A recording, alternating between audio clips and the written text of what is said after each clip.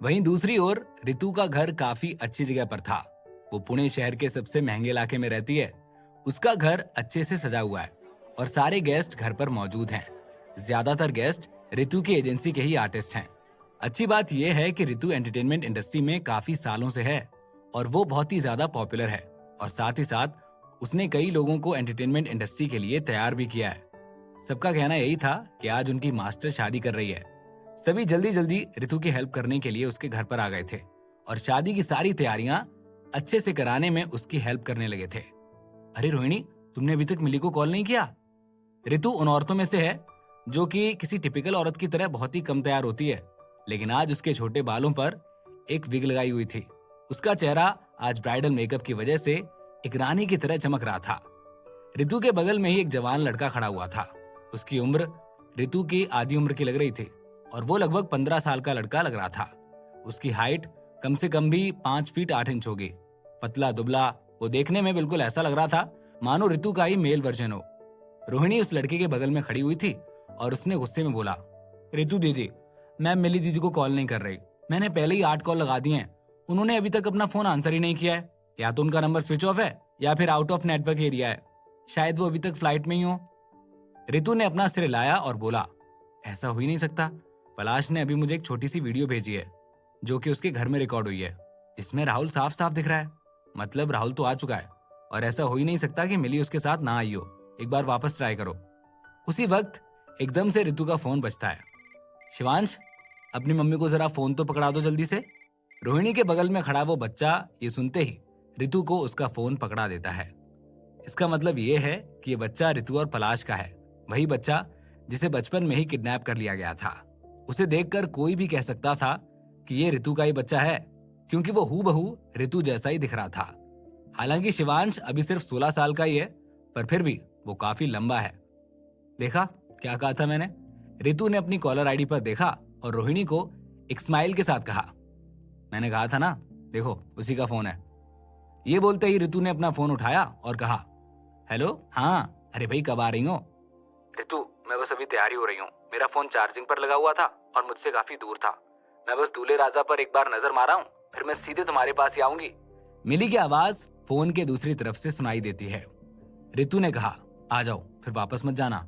मैंने तुम्हारा रूम साफ कराने के लिए रोहिणी को बोला है। अब तुम सीधे शाम को ही जाना। अरे हाँ बिल्कुल, मैं पहले आऊं तो सही, फिर मस्ती करेंगे। मिली भी बहुत खुश है कि फाइनली रितु अब सेटल हो जाएगी। मिली दीदी, जल्दी आ जाओ। जैसे ही मिली बोलना बंद करती है, वैसे ही रोहिणी फोन को रितु के हाथ से छीन कर बोलती है, अरे दीदी जल्दी आ जाओ, जल्दी आ जाओ। हम सब यहाँ पर आपका वेट कर रहे हैं। आपका रूम भी तैयार है। यहाँ तैयार होने की भी कोई चिंता नहीं है। रितु दीदी ने एक मेकअप वाली भी बुलवा रखी है। हे रोहिणी, रिलैक्स रिलैक्स, मैं आ रही हूँ। तू बस मस्ती के लिए तैयार रह। और सुन, मैंने राहुल से बोला है कि मैं तुझे गिफ्ट देना चाह रही हूँ। बोल क्या चाहिए? शादी में अच्छे फोटो क्लिक करने के लिए एक नया फोन। ये कहकर मिली हंसने लग गई। रोहिणी की आंखें बड़ी हो गईं और उसने कहा, क्या क्या सच में ऐसा हो सकता है? मैं पहले ही बता देती हूँ, मुझे 3 कैमरे वाला सबसे बड़ा फोन चाहिए। उससे ही सबसे अच्छे फोटो क्लिक होते हैं। हाँ हाँ भाई, मुझे पता है कि तुझे क्या अच्छा लगने वाला है। मिली हंसती रहती है। तभी रितु वापस अपना फोन ले लेती है। मिली, तुम लोग सोना को साथ लाए हो ना? रितु ने बहुत ही उत्सुकता के साथ मिली से ये पूछा, जिस पर मिली ने एक मुस्कान के साथ कहा, यार सच कहूँ ना तो मैं सोना को अपने साथ लेकर आना तो चाहती थी, पर अभी वहाँ से आने का सोना का मन ही नहीं था। वो राहुल के घर वालों से बहुत घुल मिल गई है, इसीलिए हमें उसको उसके दादा दादी के घर ही छोड़कर आना पड़ा। पर यार, मैंने राहुल की फैमिली के बारे में इंटरनेट पर पढ़ा था। क्या वो सच है? मतलब वो सब सच में इतने पढ़े लिखे और इतने फेमस हैं? रितु ने मिली से पूछा। मिली ने कहा, हाँ ये सच है। उसकी फैमिली एक मेडिकल फैमिली है और वो अपने शहर में काफी फेमस हैं। रितु ने एक आह भरी और कहा, ये तो बहुत अच्छी बात है यार। मैंने पढ़ा था कि उसकी फैमिली ने तो बहुत ही अच्छा काम किया है, इसमें कोई दो राय नहीं है। रितु दीदी, ये कहाँ पर रखना है? पीछे से किसी काम वाली की आवाज आती है। अरे अब ये भी मुझे ही बताना पड़ेगा क्या? लगता है मुझे ही जाकर देखना पड़ेगा। रितु ने चिल्लाकर बोला और फिर अपने मोबाइल में बोला, अच्छा मिली, तुम पलाश के यहाँ जाओगी ना थोड़ी देर बाद? रितु ने मिली से कहा, यार मेरा एक छोटा सा काम कर देना, वहां जाकर देखना और मुझे बताना कि उनकी तैयारियां कैसी हैं।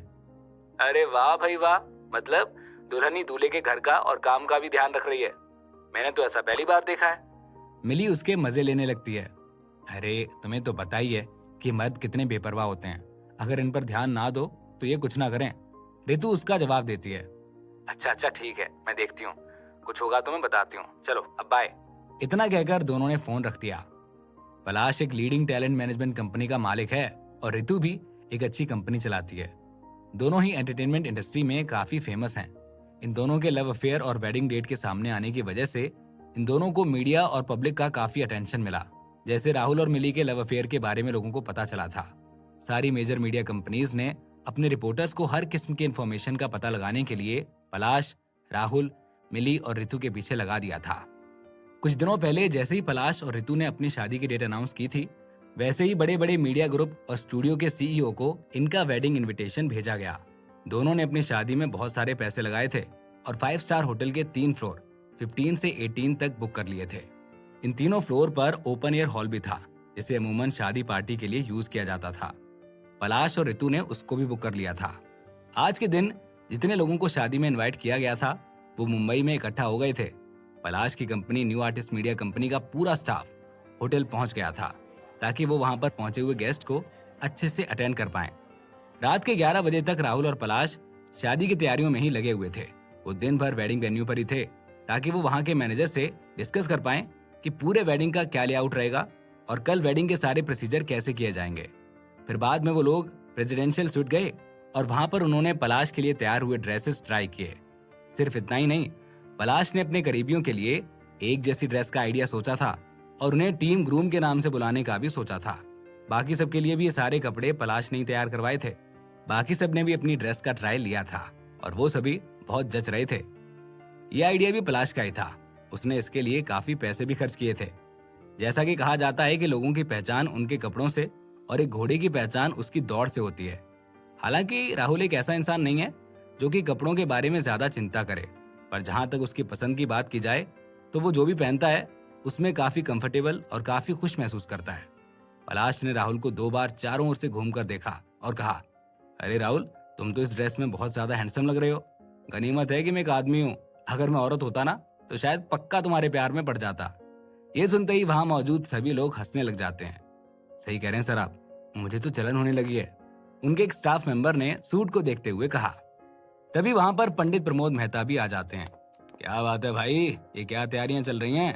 सब एक जैसे कपड़ों में कैसे दिख रहे हो? अरे सर आइए ना आप। राहुल बड़े ही सम्मान के साथ उन्हें अंदर बुलाकर सोफे पर बैठाता है। ये सब पलाश का आइडिया है सर, हम सबको एक ही कपड़ों में पूरी शादी अटेंड करवाना और टीम ग्रूम के नाम पर हमारा शोषण करना। सब लोग जोर जोर से हंसने लगे। तभी वहां पर न्यू आर्टिस्ट मीडिया कंपनी के बाकी आर्टिस्ट भी पहुंच जाते हैं, जो अपनी अपनी ड्रेस ट्राई करने आए हैं।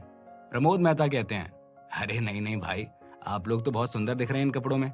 वो राहुल को देखकर कहते हैं, अरे राहुल, तुम तो भाई अलग ही दिख रहे हो। हाँ, अभी यही बात हो रही थी सर कि राहुल दूल्हे से भी ज्यादा चमक रहा है।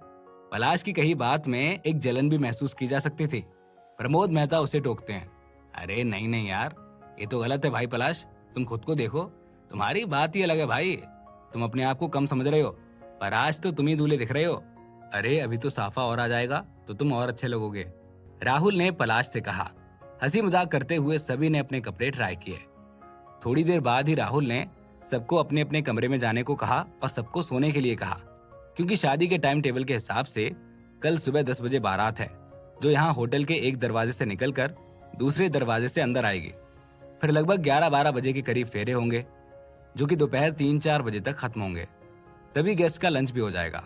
फिर शाम को 7 बजे से रिसेप्शन होगा, जिसमें बहुत से मेहमान आएंगे। अगर सुबह जल्दी उठना है और सारे काम संभालने हैं तो सभी को अभी सो जाना चाहिए। राहुल के ये बोलते ही सभी लोग वहां से धीरे धीरे जाने लग जाते हैं। तभी प्रमोद मेहता रुककर कहते हैं, अरे भाई, अभी का तो ठीक है, लेकिन अगर कल हम आप लोगों की कोई हेल्प कर सकते हो तो बताइएगा जरूर, कोई भी काम हो। पलाश उन्हें जवाब देता है, अरे नहीं नहीं सर, आप तो बस शादी एंजॉय कीजिए, काम तो सब हो ही गया है। प्रमोद मेहता और राहुल भी वहां से निकल जाते हैं। पलाश भी अब सोने की तैयारी करता है। सुबह के 8 बज चुके हैं। पलाश ने सुबह उठकर राहुल को ये जिम्मेदारी दी है कि सबसे पहले वो जाकर रितु और उसके गेस्ट्स को यहाँ होटल पर लेकर आए। राहुल सुबह सुबह ही होटल से निकल जाता है। बाकी सारी तैयारियां पहले ही हो चुकी हैं। बैंड होटल में पहुंच चुका है, उसके साथ साथ घोड़ी भी पहुंच चुकी है। यहाँ तक कि बैंड वालों ने गाने बजाने भी शुरू कर दिए हैं। पलाश अपने कमरे में तैयार हो रहा है। उसे तैयार करने में बहुत से लोग हेल्प कर रहे हैं। पलाश की एक सुंदर सी सुनहरे रंग की शेरवानी है और चटक लाल रंग का चुंदड़ी का साफा है। साफा बांधने के लिए बैंड वालों में से ही किसी एक को बुलाया गया है। वो पलाश को सोफे पर बिठाता है और साफा बांधना शुरू करता है। उसे साफा बांधता हुआ देखकर एक कहता है, भाई ये मूवमेंट बहुत ही सही होता है। मतलब दूल्हा तो साफा और बाकी एसेसरीज से ही अलग लगता है, क्योंकि बाकी सब भी तैयार तो अच्छे से ही होते हैं, लेकिन साफा, कंठा और तलवार दूल्हे को दूल्हा बना देती हैं। इतनी देर में साफा बन जाता है। पलाश को नहीं पता होता है कि इसे बांधने का भी नेक दिया जाता है। वो उठकर खड़ा हो जाता है और सामने लगे आईने में अपने आप को निहारता रहता है। तभी उसका ध्यान आईने में खड़े साफा बांधने वाले पर पड़ता है। वो उससे कहता है, वाह भाई, अच्छा बांधा है, थैंक यू। ये बोलकर पलाश वापस आईने में देखने लगता है, लेकिन वो आदमी अभी भी वहां पर खड़ा रहता है। तभी पलाश वापस पलटता है, क्या हुआ, अब आप जाओ? भैया जी, वो साफा बांधने का नेक। वो आदमी बोलता है, क्या नेक? पलाश उससे पूछता है। तभी वहां मौजूद एक आर्टिस्ट उससे कहता है, ये जो साफा बांधा जाता है ना, बांधने वाले को उसका नेक दिया जाता है। इसको आप कुछ नेक दो, मतलब पैसा। पलाश उस आदमी को देखता है और वो उसे देखकर मुस्कुराता है। फिर पलाश अपनी जेब से एक 100 का नोट निकालने लगता है। तभी वो आर्टिस्ट उठता है और पलाश का हाथ पकड़कर कहता है, अरे क्या पलाश भाई, गुलाबी पत्ती निकालो, गुलाबी। कम से कम अपनी हैसियत के हिसाब का तो नेक दो। वहां पर खड़े सभी लोग हंसने लग जाते हैं। वहीं पलाश चौंक जाता है। फिर वो धीरे से एक 2000 का नोट निकालता है और उस आदमी को दे देता है। वो आदमी सलाम करके निकल जाता है।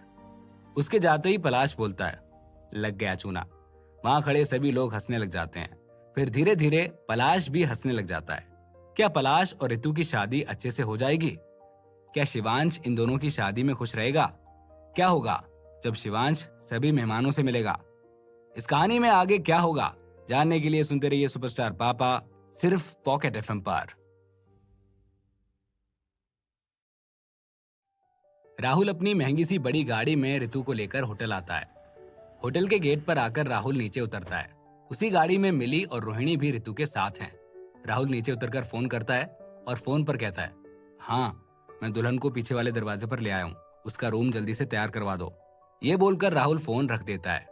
फिर राहुल अपनी गाड़ी के पीछे की सीट पर बैठी मिली की तरफ देखता है और कहता है, मिली, ऋतु को नीचे उतार दो। सामने ही पीछे वाली लिफ्ट है, वहां से चुपचाप उसे ऊपर ले जाते हैं। तुम लोग भी उसी के रूम में उसके साथ ही रहना। बारात पहुंचते ही मैं तुम्हें फोन करूंगा, तो तुम सब इसे लेकर हॉल में आ जाना फेरों के लिए। मिली उसे कहती है, ठीक है। तभी ये सब सुन रही ऋतु उसे रोकती है, अरे ऐसे कैसे? मिली और रोहिणी भी तो बारात में जाएंगी, इनके साथ ऐसा मत करो। तभी रोहिणी बोल पड़ती है, हाँ, मैं तो बारात में डांस करना चाहती हूँ। पर फिर तुम क्या अकेली रहोगी रूम में? मिली ऋतु से पूछती है। ऋतु ने मजाक करते हुए कहा, अरे नहीं नहीं, मैं अपने पास शिवांश को बुला लूंगी ना। वैसे भी अपने डैड की बारात में नाचता हुआ वो अच्छा नहीं लगेगा। राहुल हंसने लग जाता है, कोई ना, जैसा तुम ठीक समझो। पर इन्हें ऊपर तुम्हें छोड़ने तो जाने दोगी ना? हाँ हाँ बिल्कुल, छोड़ने तो आना ही पड़ेगा, ऋतु उसे जवाब देती है। तभी पीछे से एक होटल वाला आता है और कहता है, एक्सक्यूज मी सर, मुझे किसी ने ये चाबी दी है आपको देने के लिए, और कहा है कि मैं आपको दे दूं और बोलूं कि ब्राइड रूम की चाबी है। राहुल उस वर्कर से वो चाबी लेता है और मिली को देता है, ये लो चाबी, अब तुम लोग जल्दी से ऊपर जाकर और ऋतु को वहां पर छोड़कर वापस आ जाओ। मिली गाड़ी से बाहर निकलती है। उसने सुंदर सा मोर पंखी रंग का लहंगा पहना हुआ है। साथ ही साथ उसने एक्सेसरीज भी मोर के पंख जैसी ही पहनी है। राहुल ने उसे ऐसे कपड़ों में पहली बार देखा है। राहुल उसकी सुंदरता देखकर एकदम हैरान रह जाता है और अपने आप को रोक नहीं पाता है। यार मिली, तुम कितनी सुंदर दिख रही हो। मिली उसे देखकर मुस्कुराने लगती है। Thank you. राहुल के तारीफ करने की वजह से मिली शर्मा भी जाती है। फिर मिली गाड़ी के दूसरे साइड का गेट खोलती है। गाड़ी से पहले रोहिणी उतरती है और फिर ऋतु उतरती है। ऋतु भी बहुत सुंदर दिख रही है। उसने एक सुंदर लाल रंग का लहंगा पहना है, साथ में एक सुनहरे रंग का दुपट्टा लगा रखा है। ये कलर बिल्कुल पलाश की ड्रेस से मिलता हुआ कलर है। राहुल फिर उसे भी देखकर बोलता है, यार ऋतु, माशाल्लाह, तुम तो हुस्न की परी लग रही हो। शट अप, ऋतु ने मुस्कुराते हुए राहुल से कहा।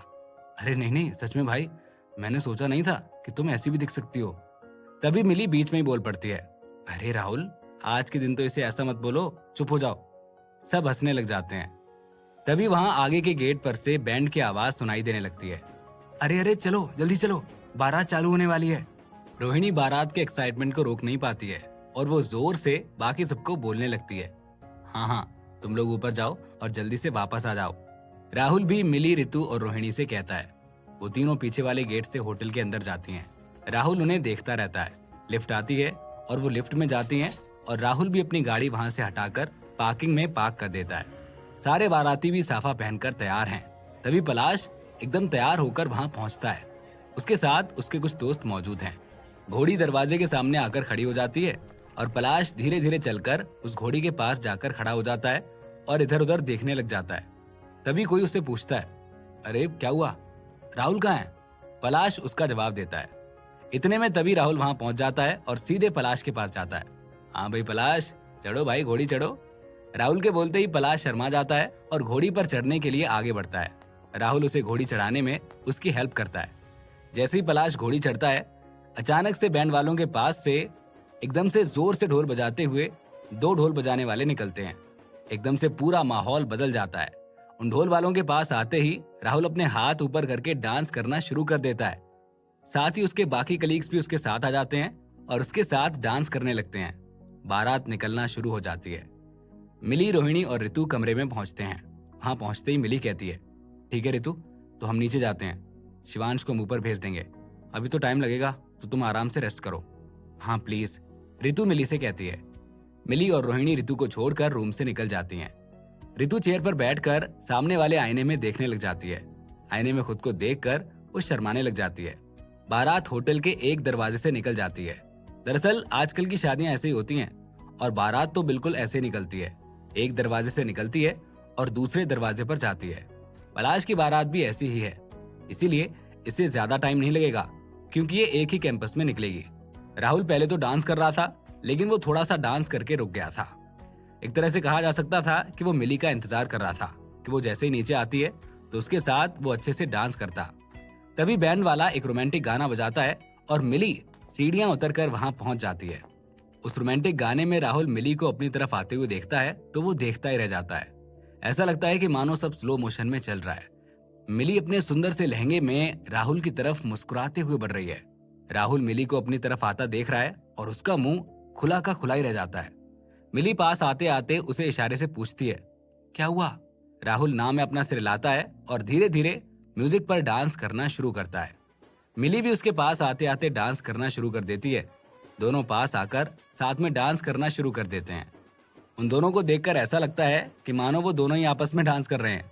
उन्हें किसी और से कोई मतलब नहीं होता है। पूरी बारात धीरे धीरे दूसरे दरवाजे पर पहुंच जाती है, जहां पर सब बारात के स्वागत के लिए खड़े होते हैं।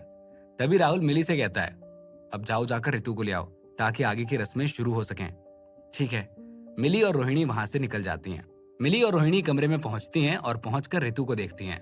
रितु खिड़की पर खड़ी होकर नीचे ही देखती रहती है। उसे बारात साफ दिखती है। मिली और रोहिणी उसके पास जाती हैं तो देखती हैं कि उसकी आंखों में आंसू हैं। अरे क्या हुआ, रो क्यों रही हो? मिली रितु से पूछती है। हाँ रितु दीदी, आज तो इतना बड़ा और इतना अच्छा दिन है, आप रो क्यों रहे हो? रोहिणी भी रितु से पूछती है। रितु उन दोनों की तरफ देखती है और कहती है, कितने साल हो गए इस दिन का इंतजार करते हुए, कितना कुछ देख लिया इतने दिनों में। वो शिवांश की तरफ इशारा करती है और कहती है, इसके खो जाने की वजह से सब कुछ खत्म हो गया था। नहीं तो मैं और पलाश अक्सर शादी के बारे में सोचा करते थे। हम अक्सर बातें करते थे कि कैसे करेंगे शादी, पर आज देखो वही पलाश बारात लेकर मुझे लेने के लिए आया हुआ है। ये बोलकर वो जोर जोर से रोने लगती है। तभी मिली उसका हाथ पकड़ लेती है और उससे कहती है, अरे रितु बस बस, अब रोने की क्या जरूरत है, अब तो आपके पास सब है, पलाश है, शिवांश है, पैसा है, नाम है। मुझे तो लगता है कि जो होता है अच्छे के लिए ही होता है। आज आप दोनों एंटरटेनमेंट इंडस्ट्री में टॉप के लोग हो, आज आपको कोई चिंता नहीं है, इसीलिए अब रोना बंद करो और खुश होकर नीचे चलो। रोहिणी कहती है, हाँ दीदी, अगर आप रोओगी तो मेकअप खराब हो जाएगा और मैं कुछ सामान लेकर भी नहीं आई हूँ कि आपका मेकअप ठीक कर दूं, तो प्लीज मत रो। उन दोनों की बात सुनकर रितु अपने आप को संभालती है। चलो नीचे चलते हैं। ये सुनते ही मिली और रोहिणी मुस्कुराते हैं। उन्हें देखकर रितु भी मुस्कुराती है। बारात दरवाजे पर पहुंच चुकी है। रितु के मेहमान पलाश के मेहमानों का स्वागत करते हैं और उन्हें अंदर आने के लिए कहते हैं।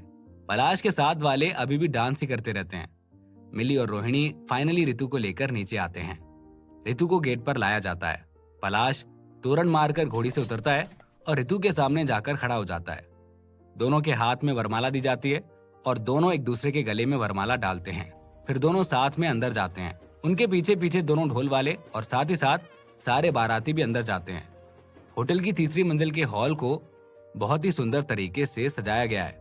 हॉल की एक तरफ तो शाम के रिसेप्शन का स्टेज लगाया गया है, वहीं दूसरी तरफ फेरों का मंडप लगा दिया गया है। एंटरटेनमेंट इंडस्ट्री से होने की वजह से पलाश ने फेरों के साथ साथ शहनाई का भी इंतजाम किया है। जहां फेरे किए जाएंगे वहीं पीछे बैकग्राउंड में लाइट शहनाई बजाई जा रही है। रितु और पलाश फेरों के मंडप तक पहुंचते हैं और जाकर बैठ जाते हैं। पलाश के साथ राहुल और रितु के साथ मिली और रोहिणी रहते हैं। उन दोनों के लिए सबसे खुशी की बात यह है कि शिवांश भी उनके साथ वहां पर मौजूद है। वहां बैठे पंडित उनके फेरे की रस्म शुरू करते हैं। राहुल और मिली भी उन्हें देखकर एक दूसरे को देखते रहते हैं, क्योंकि राहुल और मिली की भी शादी अभी इस तरह से नहीं हुई है। उन्होंने तो सिर्फ और सिर्फ अपनी शादी रजिस्ट्री करवाई है, पर अब राहुल के घर वाले चाहते हैं कि वो दोनों भी साथ फेरे ले लें। चलिए अब वर वधू फेरों के लिए खड़े हो जाइए। पंडित पलाश और रितु से फेरे लेने के लिए खड़े होने के लिए कहते हैं।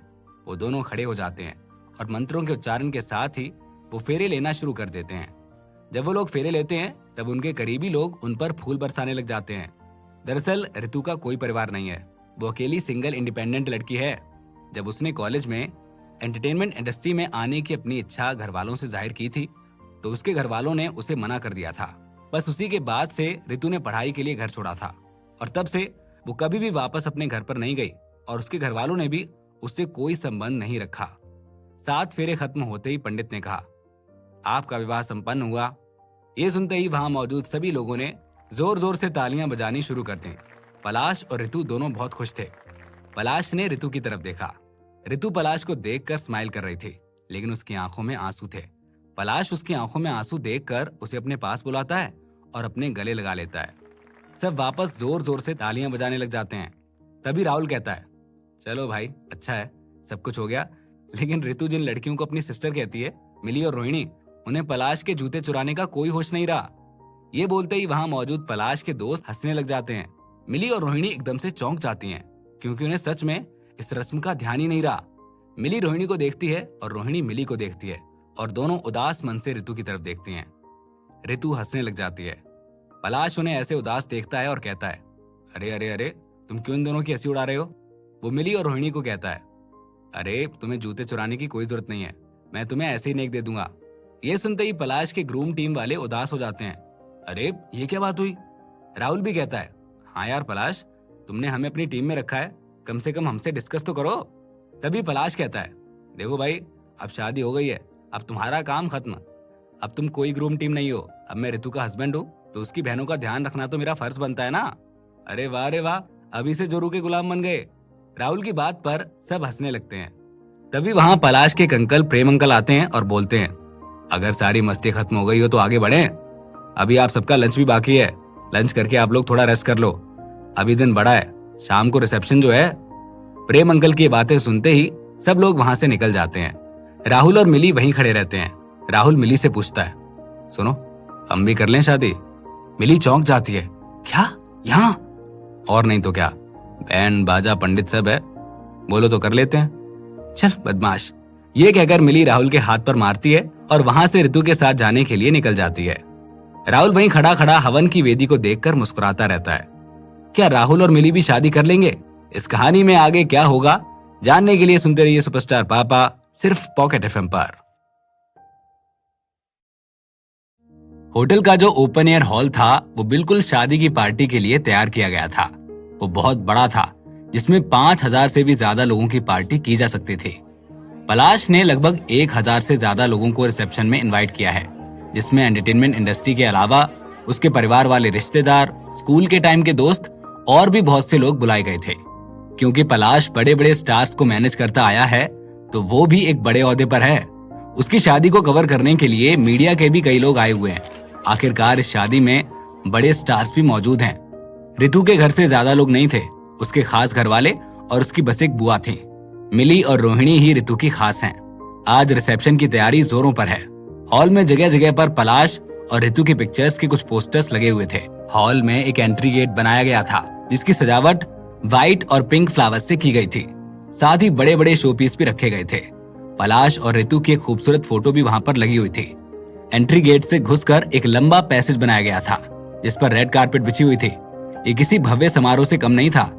पैसेज के दोनों तरफ और ऊपर की तरफ बहुत सुंदर फूल और लाइट से सजावट हो चुकी थी। पलाश ने अपनी और ऋतु की शादी की तैयारी में कोई कसर नहीं छोड़ी थी। वैसे तो वो दोनों एक दूसरे को बिना शादी के भी अपना चुके थे, पर फिर भी पलाश ने अपने और ऋतु के पुराने दुखों को भुलाने के लिए एक बड़े जश्न की तैयारी की है। वो ऋतु को हर खुशी देना चाहता है जो उसने खो दी थी। आज ऋतु के लिए सबसे बड़ा दिन है। उसे अपना बेटा मिल गया है और वो आज एक साथ अपने पूरे परिवार को पाने वाली थी। हॉल को 3 हिस्सों में बांटा गया था।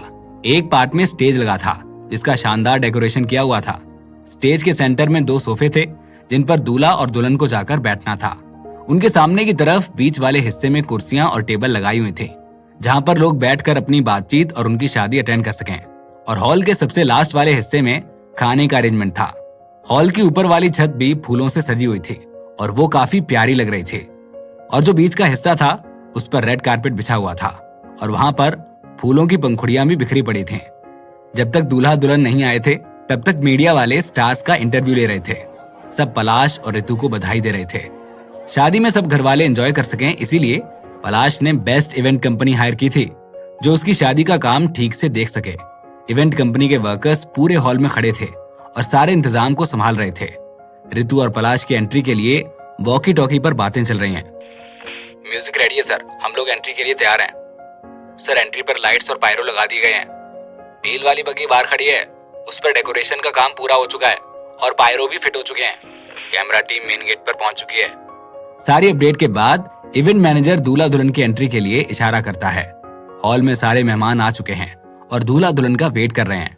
अचानक से लाउड म्यूजिक बजने लगता है। सारे कैमरामैन मेन गेट की तरफ दौड़ कर गए। सभी गेस्ट समझ गए थे कि दूल्हा दुल्हन आने वाले हैं।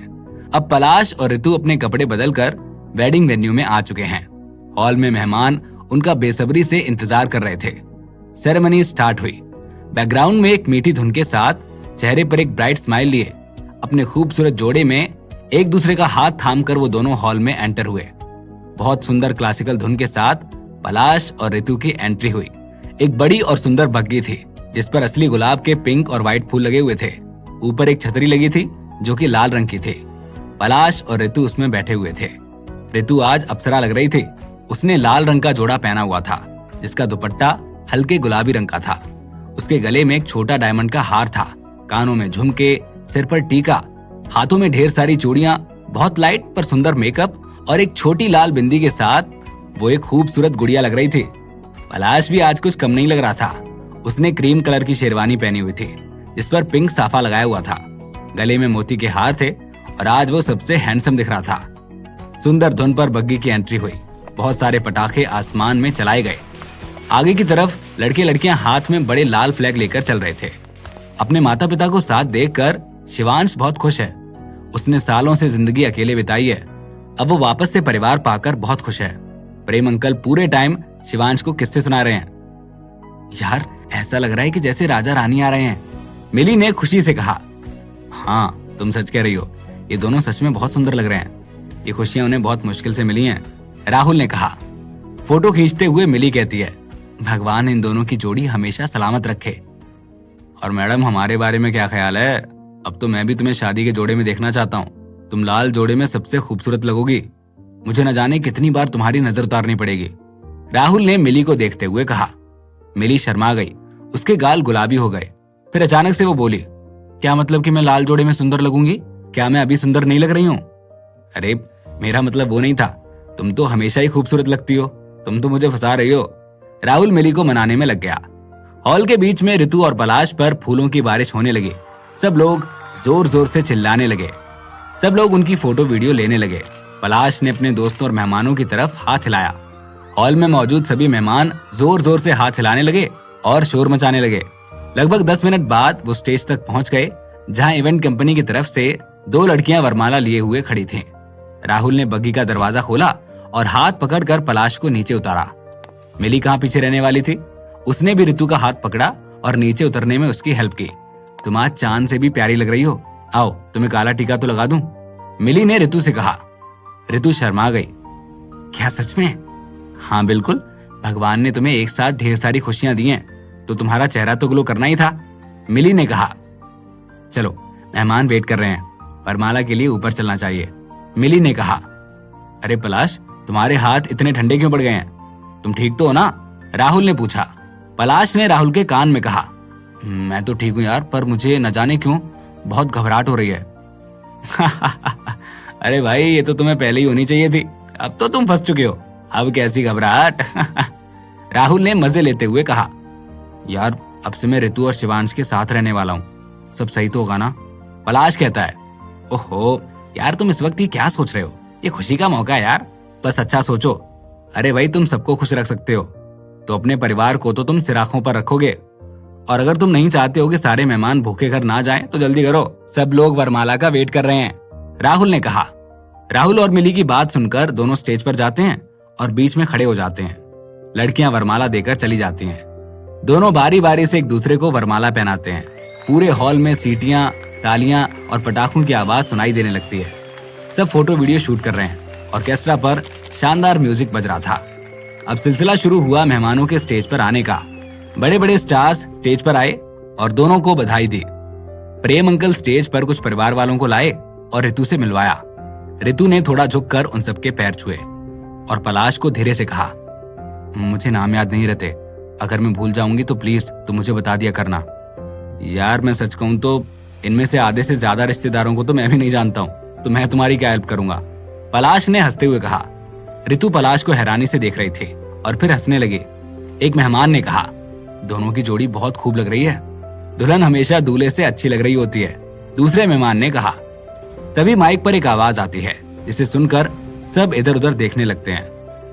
दोस्तों, आज मैं खुद को बहुत खुशनसीब महसूस कर रहा हूँ कि मुझे आप लोगों के साथ पलाश और ऋतु के इस खुशनुमा पल का हिस्सा बनने का मौका मिला। मैं उम्मीद करता हूँ कि आज के बाद ये दोनों हमेशा खुश रहें। स्टेज के दाईं तरफ पलाश का बचपन का दोस्त माइक लिए हुए खड़ा है। अच्छा, क्या हमें इस खुशी के दिन को और इंटरेस्टिंग नहीं बनाना चाहिए?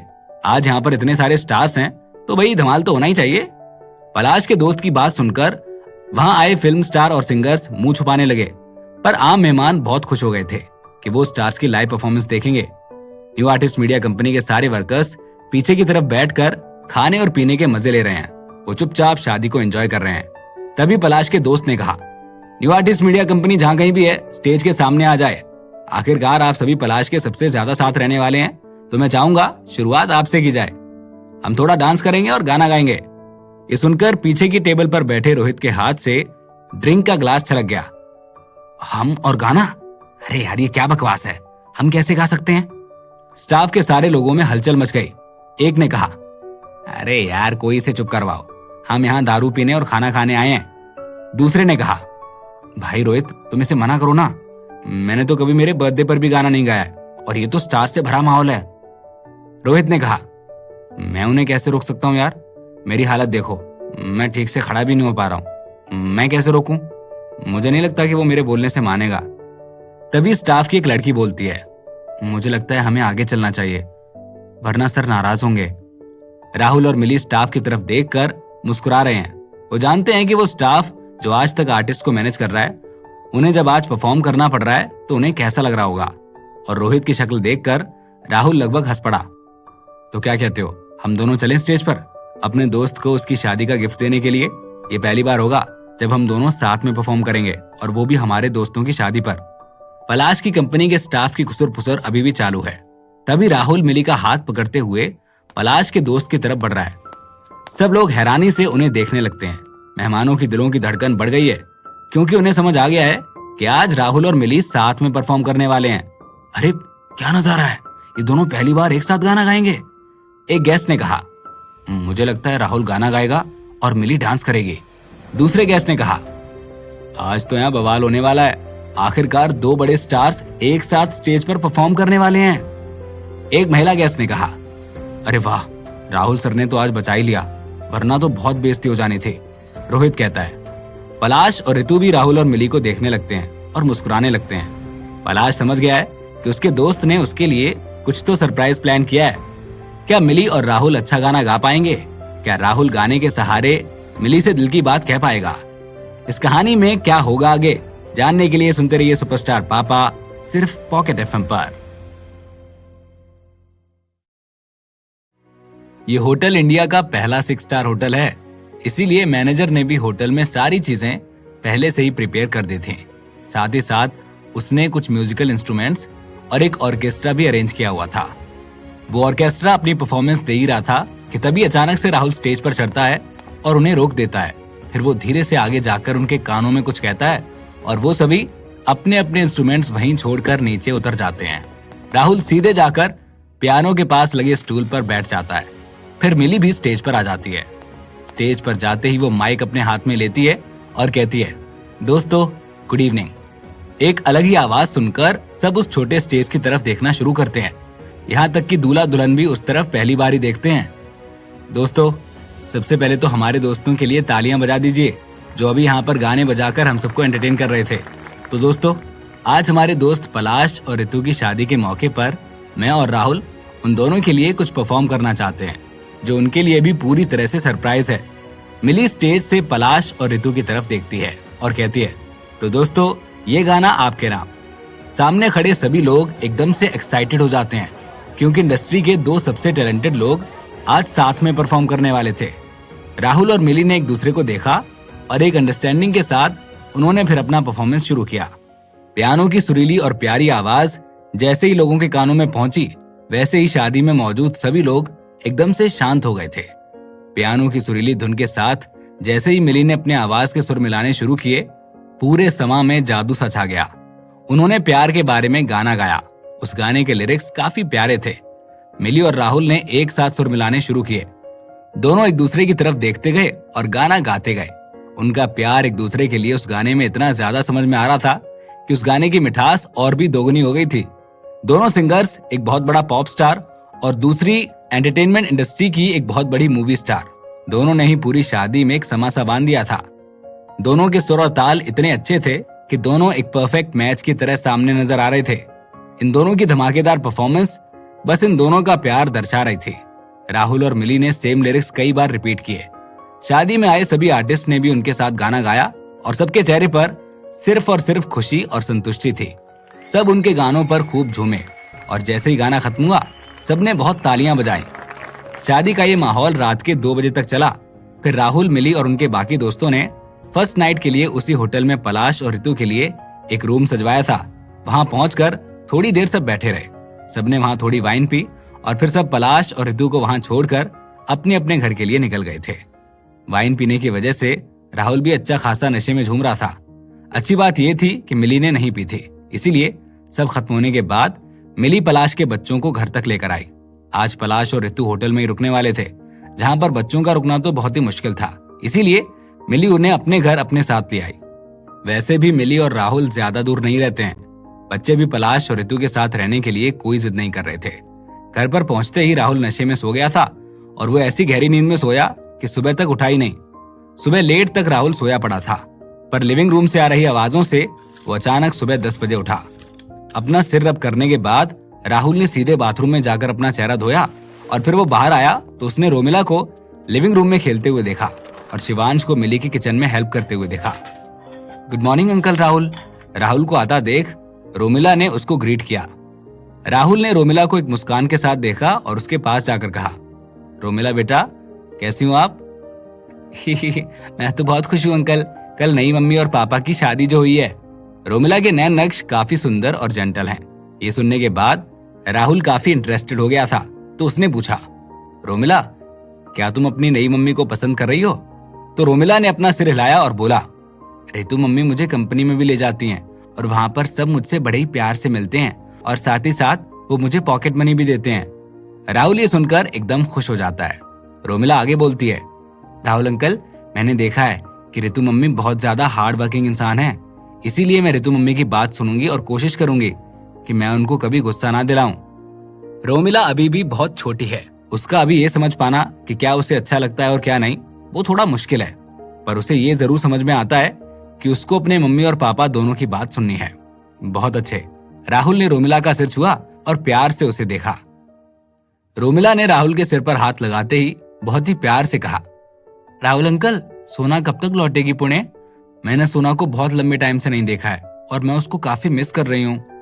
राहुल ने कहा, अरे बेटा सोना तो अभी उसके दादा दादी के पास कुछ टाइम और रहेगी, वो अभी कुछ टाइम तक घर नहीं लौटने वाली। फिर राहुल थोड़ी देर सोच में पड़ा और उसने एकदम से कहा, अच्छा, क्या तुमको अपने अंकल के साथ सोना के दादा दादी के घर चलना है और वहां पर जाकर सोना के साथ खेलना है? क्या मैं वहां जा सकती हूँ? रोमिला ने सरप्राइज होकर पूछा। वो आज तक ऐसे कभी भी बाहर नहीं गई थी। राहुल के प्रपोजल ने उसको काफी खुश कर दिया था। सोना के दादा दादी के घर? रोमिला की आवाज एकदम से ड्रॉप हो गई थी। इतने में शिवांश एकदम से किचन के बाहर आया। जैसे ही उसने राहुल की आवाज सुनी, वो खुद को रोक नहीं पाया और उसने पूछा, रोमिला, तुम्हें स्कूल नहीं जाना? पापा और चेतना आंटी को पता चला तो वो फिर अच्छी खबर लेंगे तुम्हारी। चेतना पलाश की पहली वाइफ है, जो कि रोमिला की माँ है। रितु और पलाश के अलग होने के बाद पलाश ने चेतना से शादी की थी, लेकिन उनकी शादी ज्यादा टिक नहीं पाई थी। पलाश ने रितु से शादी करने से पहले चेतना को बताया था। वहीं चेतना ने भी रितु और पलाश की शादी को समझा और उसे अच्छे से एक्सेप्ट किया। जब शिवांश का सबको पता चला तो पलाश ने चेतना को भी शिवांश के बारे में बताया था और चेतना और शिवांश की एक दूसरे से वीडियो कॉल पर भी बात कराई थी। चेतना शिवांश को बहुत पसंद करती है और शिवांश भी चेतना की बहुत इज्जत करता है। रोमिला जोर से चिल्लाते हुए भागकर शिवांश के पास गई और उसने उसका हाथ हिलाते हुए कहा, भैया, क्या आप प्लीज मम्मी और पापा को नहीं बताएंगे और मेरे लिए उनसे सिर्फ और सिर्फ अच्छी बातें ही बोल देंगे, प्लीज। शिवांश ने कहा, अगर मैं चेतना आंटी को नहीं बताऊंगा तो भी उन्हें पता चल जाएगा। तुमको और आंटी को वीडियो कॉल पर डेली बात करनी होती है और अगर तुम किसी दिन उनको वीडियो कॉल पुणे पहुंचकर नहीं कर पाई तो बहुत ही अजीब हो जाएंगी सारी चीजें। रोमिला फिर सोच में पड़ जाती है और पूछती है, फिर क्या किया जा सकता है? तुमको ये चीज राहुल अंकल से ही पूछनी पड़ेगी। राहुल की तरफ इशारा करते हुए शिवांश ने कहा। यह बात रोमिला को सही लगी, क्योंकि पलाश को अगर कोई मना सकता है तो वो सिर्फ और सिर्फ राहुल ही है और चेतना को जो मना सकता है तो वो सिर्फ पलाश ही है। तो फिर लास्ट ऑप्शन में राहुल ही बचता है। ये सोचते ही रोमिला राहुल के पास उसको मनाने के लिए जाती है। राहुल बच्चों को पहले ही बहुत पसंद करता है और ये तो सोना की बेस्ट फ्रेंड है, इसीलिए राहुल इस बात पर मान जाता है। ये बात होने के बाद राहुल बच्चों को खेलने के लिए भेजता है और फिर साइड में जाकर वो पलाश का नंबर मिलाता है और उसे सब कुछ बताता है। अच्छी बात यह थी कि जैसे ही राहुल पलाश को इस बात के लिए कॉल करता है, पलाश इस बात को सुनते ही मान जाता है और ये भी कहता है कि वो बच्चों के स्कूल में कुछ दिनों की छुट्टी के लिए भी बात कर लेगा। पलाश राहुल को बताता है, मेरे मन में रोमिला को बाहर भेजने का ख्याल काफी टाइम से था। मैं तो सोच ही रहा था कि ये कैसे हो सकता है। मैं और रितु हनीमून के लिए बाहर जाना चाहते हैं और अगर ये बच्चे उसमें साथ नहीं होंगे तो हमारे लिए ही काफी अच्छा है। जहां तक शिवांश की बात है तो उसके बारे में चिंता करने की कोई जरूरत नहीं है, क्योंकि वो इसी साल सीनियर ईयर में गया है और इसीलिए उसको अपनी पढ़ाई के लिए पुणे ही रहना होगा। वैसे शिवांश ये सोचकर भी काफी डरा हुआ था कि उसको वापस स्कूल के हॉस्टल में ही रहना पड़ेगा। शाम के करीब 8 बजे सबने साथ में डिनर किया और फिर राहुल ने चुरू के लिए कुछ टिकट बुक की ताकि वो लोग अगले दिन निकल पाएं। फिर उसके बाद से वो बच्चों के साथ खेलने के लिए लिविंग रूम में चला गया। जब राहुल और बच्चे साथ में एक अच्छा टाइम स्पेंड कर रहे थे, तभी पलाश ने उनकी वेडिंग सेरेमनी का पूरा वीडियो अपने new artist talent media company के ऑफिशियल पेज पर डाल दिया। जितने भी कंपनी और स्टूडियो के लोग, सारे आर्टिस्ट और जितने भी लोग उस वेडिंग में आए थे, सबने उस ब्लॉग को फॉरवर्ड और कमेंट करना शुरू कर दिया था। एंटरटेनमेंट इंडस्ट्री में इन सभी आर्टिस्ट का एक छोटा सा ग्रुप था। दुनिया भर के लोग इनके बहुत बड़े फैन हैं। इन आर्टिस्ट के वीडियो शेयर करने की वजह से उनके सारे फैंस उन सारी वीडियोस को देखने लग गए और शेयर और कमेंट करने लग गए। जब फैंस ने देखा कि एंटरटेनमेंट इंडस्ट्री के इतने सारे दिग्गज एक साथ हैं, तो वो सब काफी एक्साइटेड हो गए थे। इतने सारे स्टार्स को देखते ही लोगों ने वीडियो को देखा, उन्होंने परफॉर्मेंस देखी, सबके सुंदर सुंदर कपड़े देखे और फिर वो बस देखते ही रह गए। ऐसे बहुत कम मौके होते हैं जब इतने सारे स्टार्स को एक साथ एक जगह पर देखा गया हो।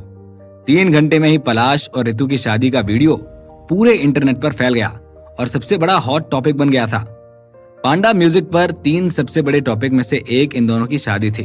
उनकी शादी का वीडियो रॉकेट की स्पीड की तरह पूरे इंटरनेट पर छा गया था। लोगों का अटेंशन पाने के लिए बड़ी बड़ी वेबसाइट्स ने बड़े बड़े पोस्ट डालने शुरू कर दिए थे ताकि लोगों का अटेंशन मिल पाए। एक साइट जो कि 4 बड़े पोर्टल में से एक है, उन्होंने तो एक यूनिक आइडिया लगाया और लोगों को अपने साइट पर वोट करने के लिए कहा कि पलाश और रितु की शादी में कौन है most groom team member, most handsome boy, most beautiful girl, etcetera etcetera. उन्होंने ये अपने वेबसाइट के होम पेज पर डाल दिया था। और तो और केवल इतना ही नहीं, उसमें उन्होंने अलग अलग ट्रॉफीज भी रखे। उन्होंने लोगों से कहा कि जो भी सबसे अच्छे और सबसे सही लोगों को चुनेगा, उन्हें ये साइट कोई प्राइज देगी, वो भी ऐसा प्राइज जो उनके लिए बहुत बहुत अच्छा होगा। वहां पर एक वोटिंग बटन भी था हर एक फोटो के नीचे, ताकि फैंस अपने आप अपने फेवरेट को चूज कर पाएं।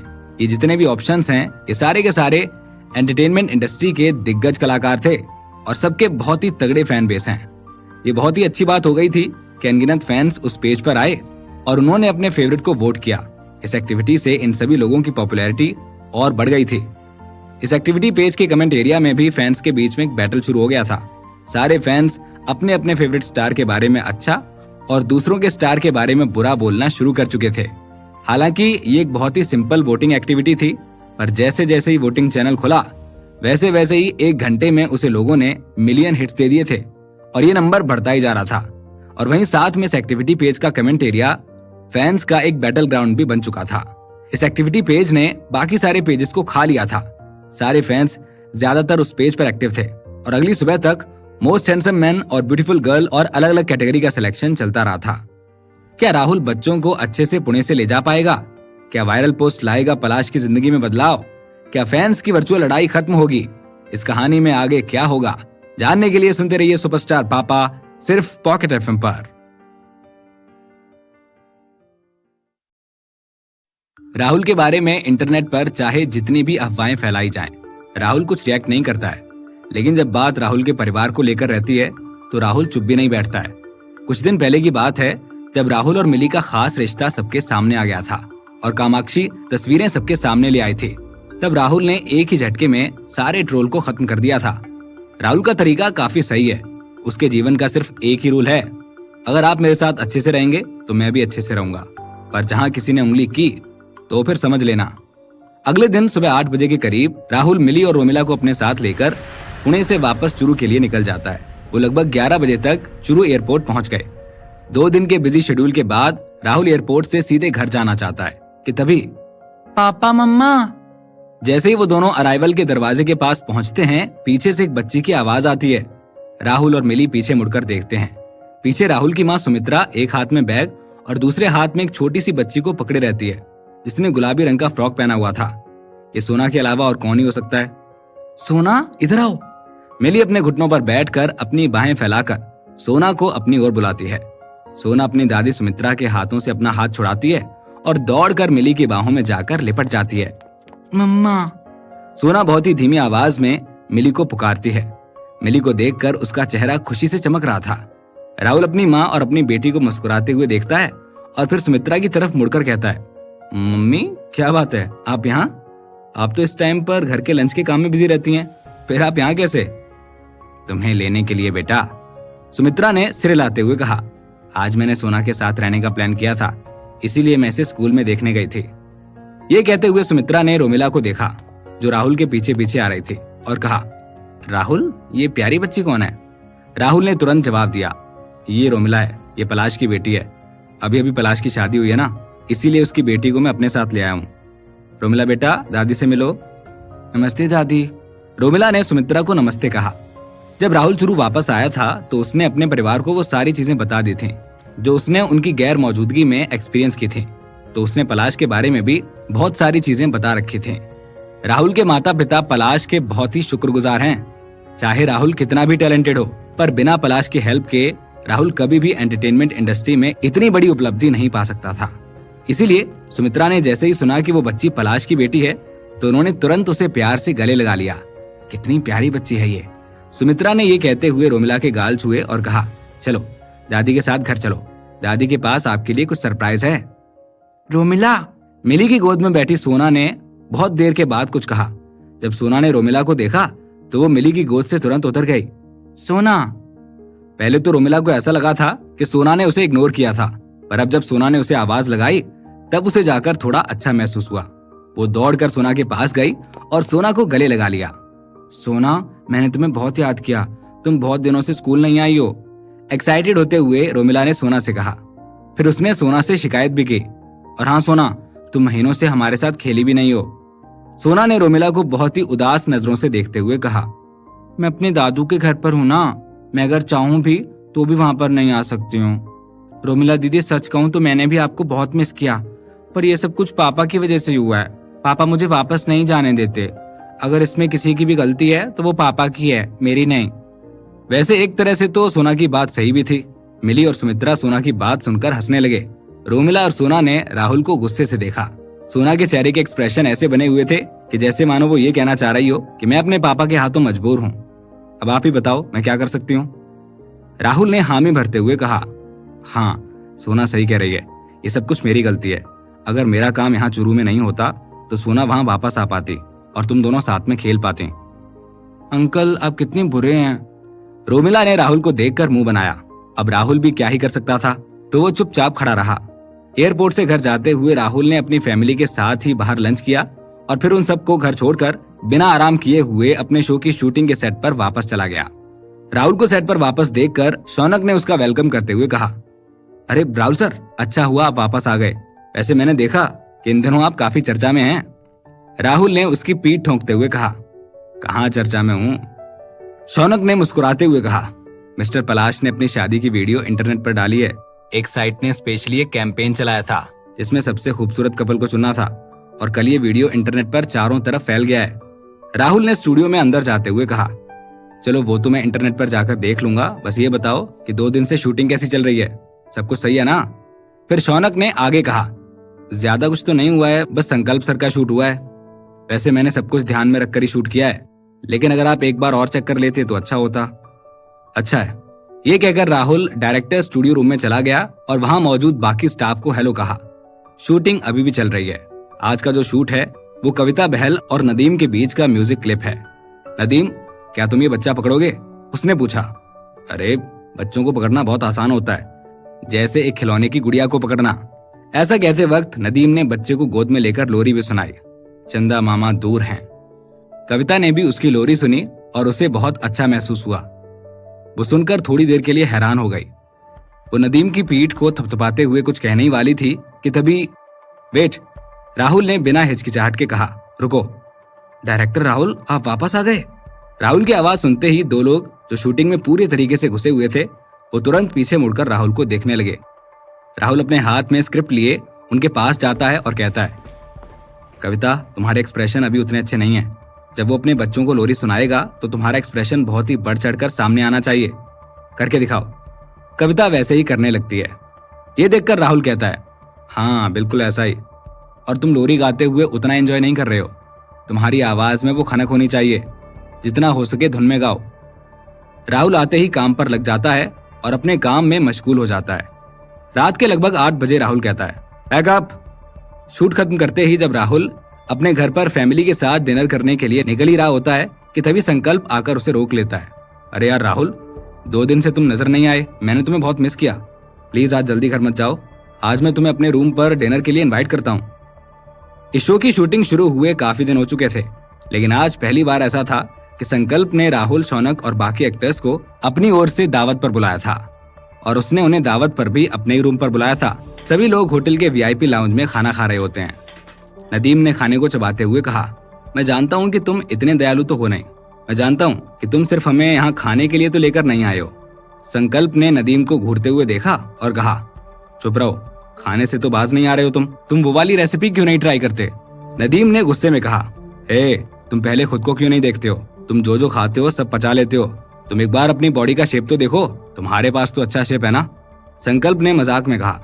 तभी नदीम ने फिर कहा, मेरे भाई मैं तुम्हें तुमसे भी अच्छे से जानता हूँ। अगर तुमने आज हम सबको यहाँ पर डिनर पर बुलाया है तो इसका मतलब जरूर तुम्हें राहुल से कुछ काम है। राहुल ने संकल्प को मुस्कुराते हुए देखा पर कुछ कहा नहीं। संकल्प ने कहा, अरे यार क्या मैं इतना कंजूस हूँ कि मैं कभी तुम लोगों को पार्टी भी नहीं दे सकता? नहीं यार, राहुल ने मुस्कुराते हुए कहा। नदीम ने फिर कहा, देखो मैं जानता हूँ तुम्हें, चलो बताओ आज ये प्लान कैसे बना लिया? संकल्प ने हंसते हुए कहा, यार अगर तुम लोगों को लगता है कि मैं तुम्हें यहाँ पर डिनर करने के लिए फोर्स कर रहा हूँ तो प्लीज यहाँ से चले जाओ, कोई तुम्हें फोर्स नहीं करेगा। अच्छा अब मैं कुछ नहीं कहूंगा बस, नदीम ने कहा।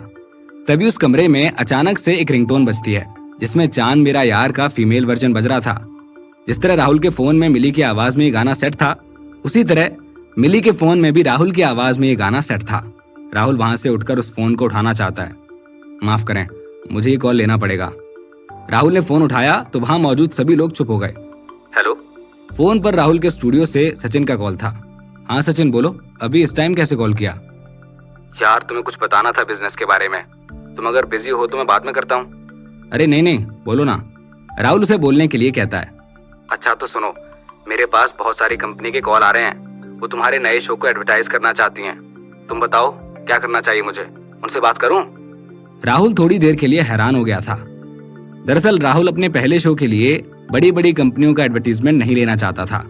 वैसे भी जितनी भी बड़ी बड़ी मीडिया कंपनीज थीं, वो राहुल के पहले शो शर्मा जी के बेटे और बहुएं की पब्लिसिटी हो या फिर शूटिंग, दोनों से कुछ ज्यादा उम्मीद नहीं रख रही थीं। बड़ी बड़ी कंपनियों के लिए सबसे ज्यादा उनका इंटरेस्ट मायने रखता है।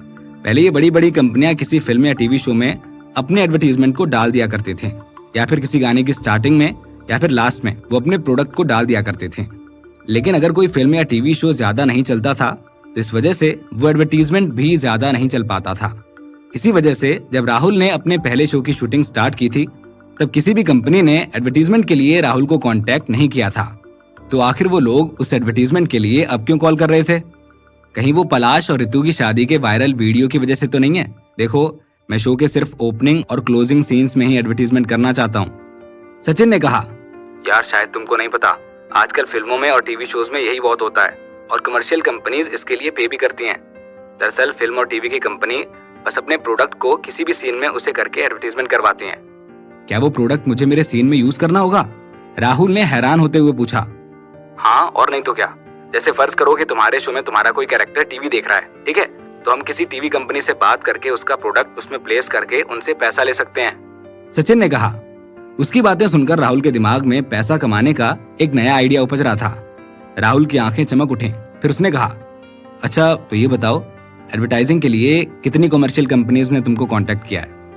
सचिन ने कहा, बहुत सी कंपनीज ने किया है, पर एक बात है कि अभी सारी छोटी कंपनीज ने कॉल किया है। मैंने उन्हें डायरी में नोट कर लिया है। देखो, मैंने अभी आपको मैसेज में उनके नाम भेजे हैं। राहुल ने कुछ कंपनियों के नाम देखते हुए कहा, ये तो सच में छोटी और मीडियम साइज कंपनी है।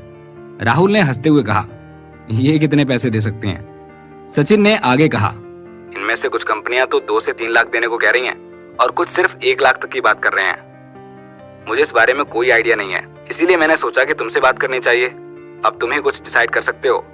क्या राहुल अपने टीवी शो में कमर्शियल कंपनीज के प्रोडक्ट को एडवर्टाइज करेगा? अगर राहुल ऐसा करता है तो क्या उसे फायदा होगा या नुकसान? इस कहानी में आगे क्या होगा जानने के लिए सुनते रहिए सुपरस्टार पापा, सिर्फ पॉकेट एफएम पर। ऐसा नहीं था कि उनके पास शो के लिए कोई और स्पॉन्सर्ड प्रोडक्ट नहीं थे, पर राहुल को जो सबसे ज्यादा पसंद आया था वो था एक बियर ब्रांड, क्योंकि उसके पैसे सबसे ज्यादा थे।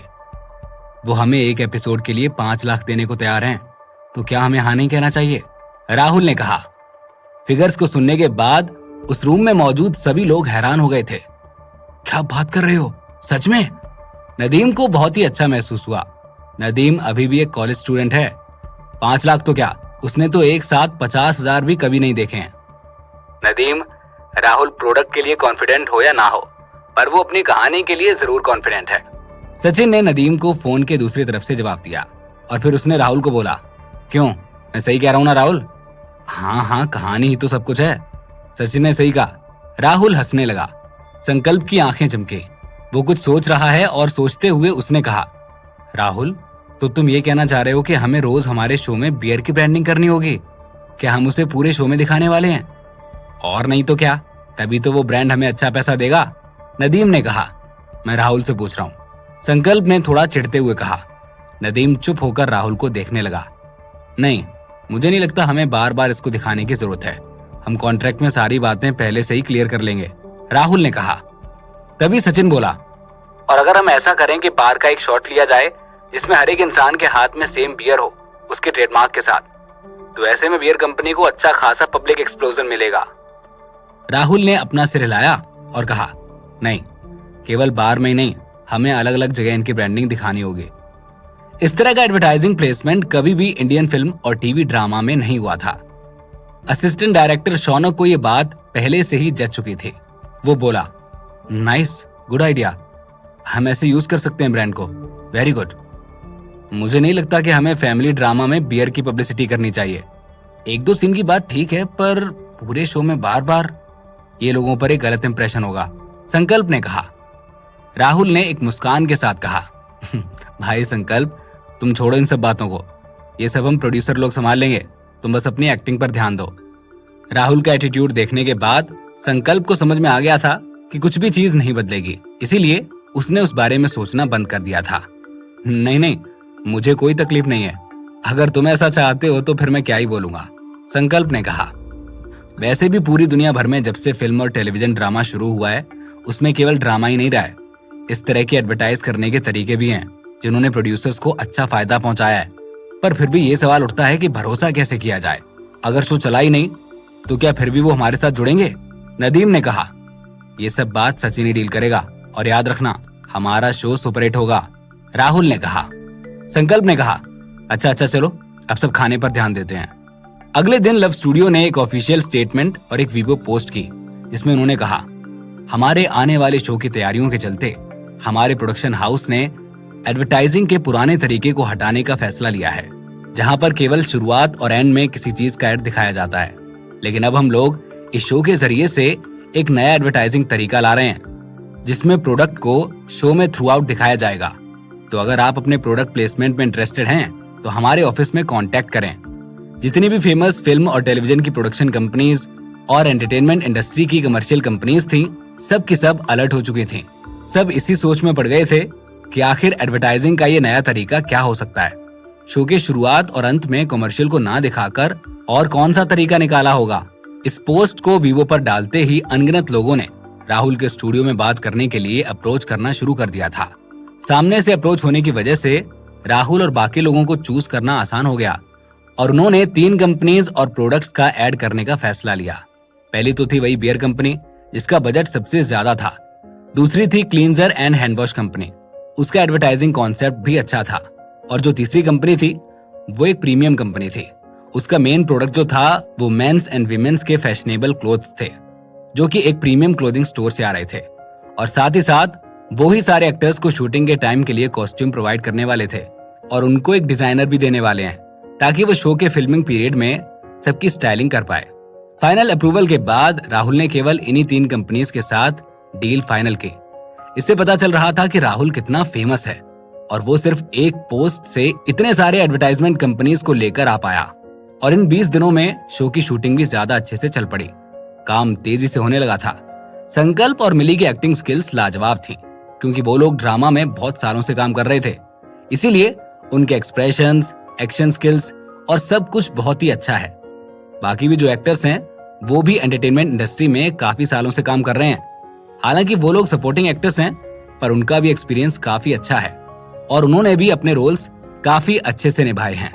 जहां तक राहुल की बात की जाए, जिसने प्रोफेशनल कॉलेज से अपनी पढ़ाई की है, उसने भी लाजवाब एक्ट किया है। अगर बात की जाए राहुल की एक्टिंग स्किल्स की, तो उसके सामने दूसरे एक्टर्स अभी भी लर्निंग पीरियड्स के एक्टर लगते हैं। शूटिंग के शुरुआत की बात की जाए तो सब कुछ बहुत धीरे हो रहा था, पर अब सब कुछ बहुत ही जल्दी हो रहा था। रिजल्ट बहुत ही अच्छा आने वाला था, क्योंकि टीवी सीरीज की शूटिंग बहुत ही अच्छे से हो रही थी, और अब तक 1/3 शूटिंग हो चुकी थी। इसके कुछ सीन्स तो फिल्मों जैसे शूट किए गए थे। राहुल के डायरेक्शन और शौनक की वजह से शो का पूरा क्रू हाई स्पीड मशीन की तरह काम कर रहा था। सारे सीन्स बहुत ही जल्दी और बहुत ही स्मार्टली शूट हो रहे थे। शूटिंग के सारे दिन बहुत अच्छे जा रहे थे, केवल एक्टर्स के काम की वजह से ही नहीं, बल्कि जो स्क्रिप्ट थी वो भी बहुत ही अच्छी थी। साथ ही साथ स्क्रिप्ट में बहुत ही अच्छा मसाला भी था, और ज्यादा अच्छी कॉमिक टाइमिंग और पंच से सारी लाइंस में बहुत सारा ह्यूमर और मस्ती मजाक था। सारे लोग इन सीन्स को देखकर काफी एंजॉय कर रहे थे। इस शो को शूट करते करते क्रू ने भी काफी ज्यादा मजे किए, क्योंकि शूट हो ही इतना अच्छा रहा था। होटल के 5th फ्लोर पर राहुल ने पूरे क्रू को एक साथ बुलाया। राहुल आकर बैठ गया था और बाकी क्रू का आने का वेट कर रहा था। धीरे धीरे करके सब लोग वहां पहुंचते हैं। राहुल बोलना शुरू करता है, आप सबको मुबारक हो, हमारे शो की शूटिंग खत्म हो गई है। ये सुनते ही सभी लोग तालियां बजाते हैं। राहुल हाथ दिखाकर उन्हें शांत होने के लिए कहता है, अगले 1 या 2 हफ्ते में मैं इस टीवी शो की एडिटिंग को भी ऑलमोस्ट फिनिश कर दूंगा। फिर से राहुल की बात सुनते ही सबने तालियां बजाईं और जोर जोर से चिल्लाने लगे। फिर शौनक ने कहा, पुणे के मौसम से यहाँ के मौसम में काम करना आप सभी लोगों के लिए भी टफ था, पर आप सबने कमाल का काम किया है। शौनक की बात सुनने के बाद सभी एक्टर्स के चेहरे एक्साइटेड हो गए थे। 3 महीने के हार्ड वर्क के बाद फाइनली शूटिंग कंप्लीट हो गई थी। शूटिंग के बाद टीवी सीरीज को पहले पोस्ट प्रोडक्शन के लिए भेजना था।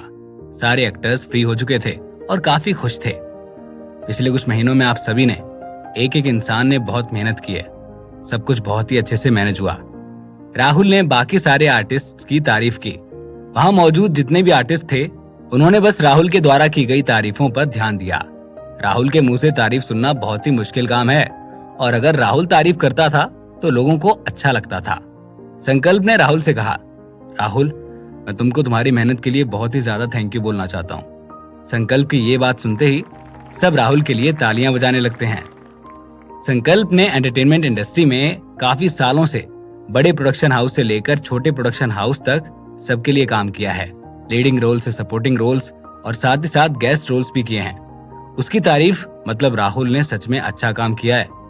अगर दूसरे शोज से कंपेयर किया जाए तो इस शो की कास्ट को बहुत अच्छे पैसे मिले थे। ऐसा नहीं कि केवल पैसों की बात की जाए, पर यहाँ पर सारे एक्टर्स के ट्रीटमेंट और उनको दिया हुआ खाना भी बहुत ही अच्छा था, जो कि उनको हर एक प्रोडक्शन हाउस से अलग करता है। ये सब चल ही रहा था कि एकदम से क्रू मेंबर ने अपने फोन पर कुछ पढ़ा और वो सीधे जोर से बोल पड़ा, अरे ये देखो, ये क्या न्यूज आई है मेरे पास। ऑरेंज लाइट मीडिया ने भी एक टीवी शो बनाने का फैसला लिया है। उनके शो में भी ऑरेंज लाइट मीडिया के ही सारे अच्छे एक्टर्स को लिया गया है। किसी एक फेमस डायरेक्टर को लिया है और डीओपी भी अच्छा लिया है। वो सीधा सीधा राहुल के शो से फेस ऑफ करना चाहते हैं। उसके ये बोलते ही सब राहुल की तरफ देखने लग जाते हैं। राहुल पहले तो चुप रहता है, फिर सबकी तरफ देखकर बोलता है, हमें इस बात की फिक्र नहीं करनी चाहिए क्योंकि हमारा शो सबसे अच्छा है, और मैं आज यहाँ पर दावे के साथ कह सकता हूँ कि ये सारे रिकॉर्ड्स तोड़ देगा। इसीलिए इस बारे में बात करना बेकार है। उनको जो कोशिशें करनी है करने दो। जिस पर नदीम थोड़ा सा गुस्सा होकर बोला, पर राहुल सर, ये तो बहुत ही गलत बात है। वो आने वाले टाइम में शो के बारे में भी फालतू बातें बोलते रहेंगे। संकल्प अपना चेहरा नदीम की तरफ देखकर बोलता है, नदीम, तुम क्या पागल हो क्या? तुम बस वही देख रहे हो जो लोग इंटरनेट पर लिख रहे हैं। क्या तुमने राहुल की बात नहीं सुनी कि कोई जरूरत नहीं है उनकी बातों पर ध्यान देने की? सब एकदम से चुप हो गए थे क्योंकि जश्न भरा माहौल एकदम से बदल गया था। ये सब देखकर राहुल समझ गया था कि उसे ही इस सिचुएशन को संभालना होगा।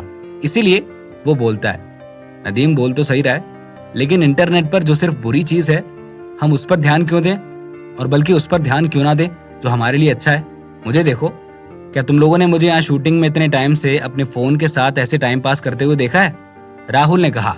संकल्प ने आंखें घुमाई और कहा, पर राहुल, हम तुमसे कम्पीट नहीं कर सकते हैं। यंग लोग हैं यहाँ पर। आज के टाइम में कौन अपना मोबाइल फोन छोड़ सकता है? कौन ऐसा है जो दिन में 50 बार सोशल मीडिया नहीं देखता हो? तुम डायरेक्टर हो, तुम अपना फोन सिर्फ कॉल लेने के अलावा यूज नहीं करते हो, पर हम लोग ऐसा नहीं कर सकते हैं। हम एक्टर्स हैं, हमें अपडेटेड रहना होता है। राहुल ने गुस्से में कहा, संकल्प, ये जो 3 महीने का टाइम था ना, उसमें मेरे पास काम करने के अलावा कोई भी फालतू चीज के लिए टाइम ही नहीं था।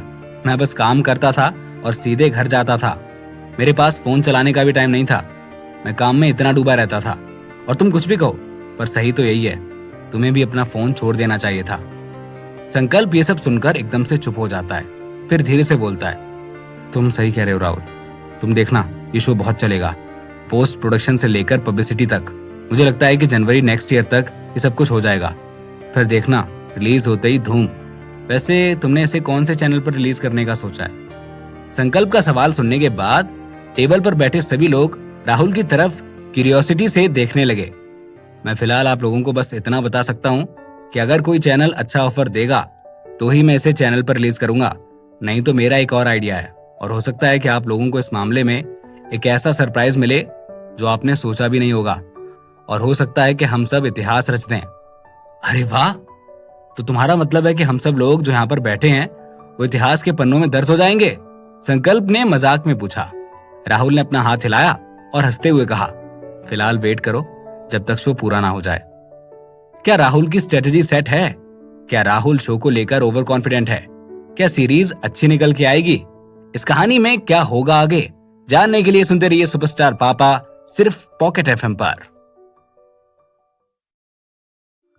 उस वक्त तो राहुल ने सबके सामने कह दिया कि इस बात से कोई फर्क नहीं पड़ता, लेकिन कहीं ना कहीं इंसान के दिमाग के एक हिस्से में कोई भी घटी घटना चलती रहती है, फिर भले ही वो उसे कितना ही इग्नोर क्यों ना करना चाहे। अचानक से इंटरनेट पर ऑरेंज लाइट मीडिया के शो, जिसका नाम रखा गया था प्यार हो गया, इसकी खबर फैल गई थी। हालांकि उसमें ऑरेंज लाइट मीडिया ने बहुत खर्चा भी किया था। अभी इंटरनेट पर वही न्यूज ट्रेंड कर रही थी। बस बात ये थी कि शो ब्रॉडकास्ट होने से पहले ही पॉपुलर हो चुका था। उन्होंने शो की शूटिंग शुरू होते ही इंटरनेट पर धुआंधार पब्लिसिटी शुरू कर दी थी। शो की शूटिंग के दौरान ही ऑरेंज लाइट मीडिया ने इसके बारे में कई पोस्ट करके खुलासे करना शुरू कर दिए थे। एंटरटेनमेंट इंडस्ट्री के टॉप लेवल के आर्टिस्ट इस शो में पार्टिसिपेट कर रहे थे। उनकी मेकअप फोटो से लेकर उनकी शूटिंग के सीन के छोटे छोटे क्लिप्स इंटरनेट पर डाले जा रहे थे। ये सब छोटे छोटे खुलासे इस टीवी सीरीज के फैंस को और एक्साइट कर रहे थे और वो इस शो के लिए और भी ज्यादा पागल हो रहे थे।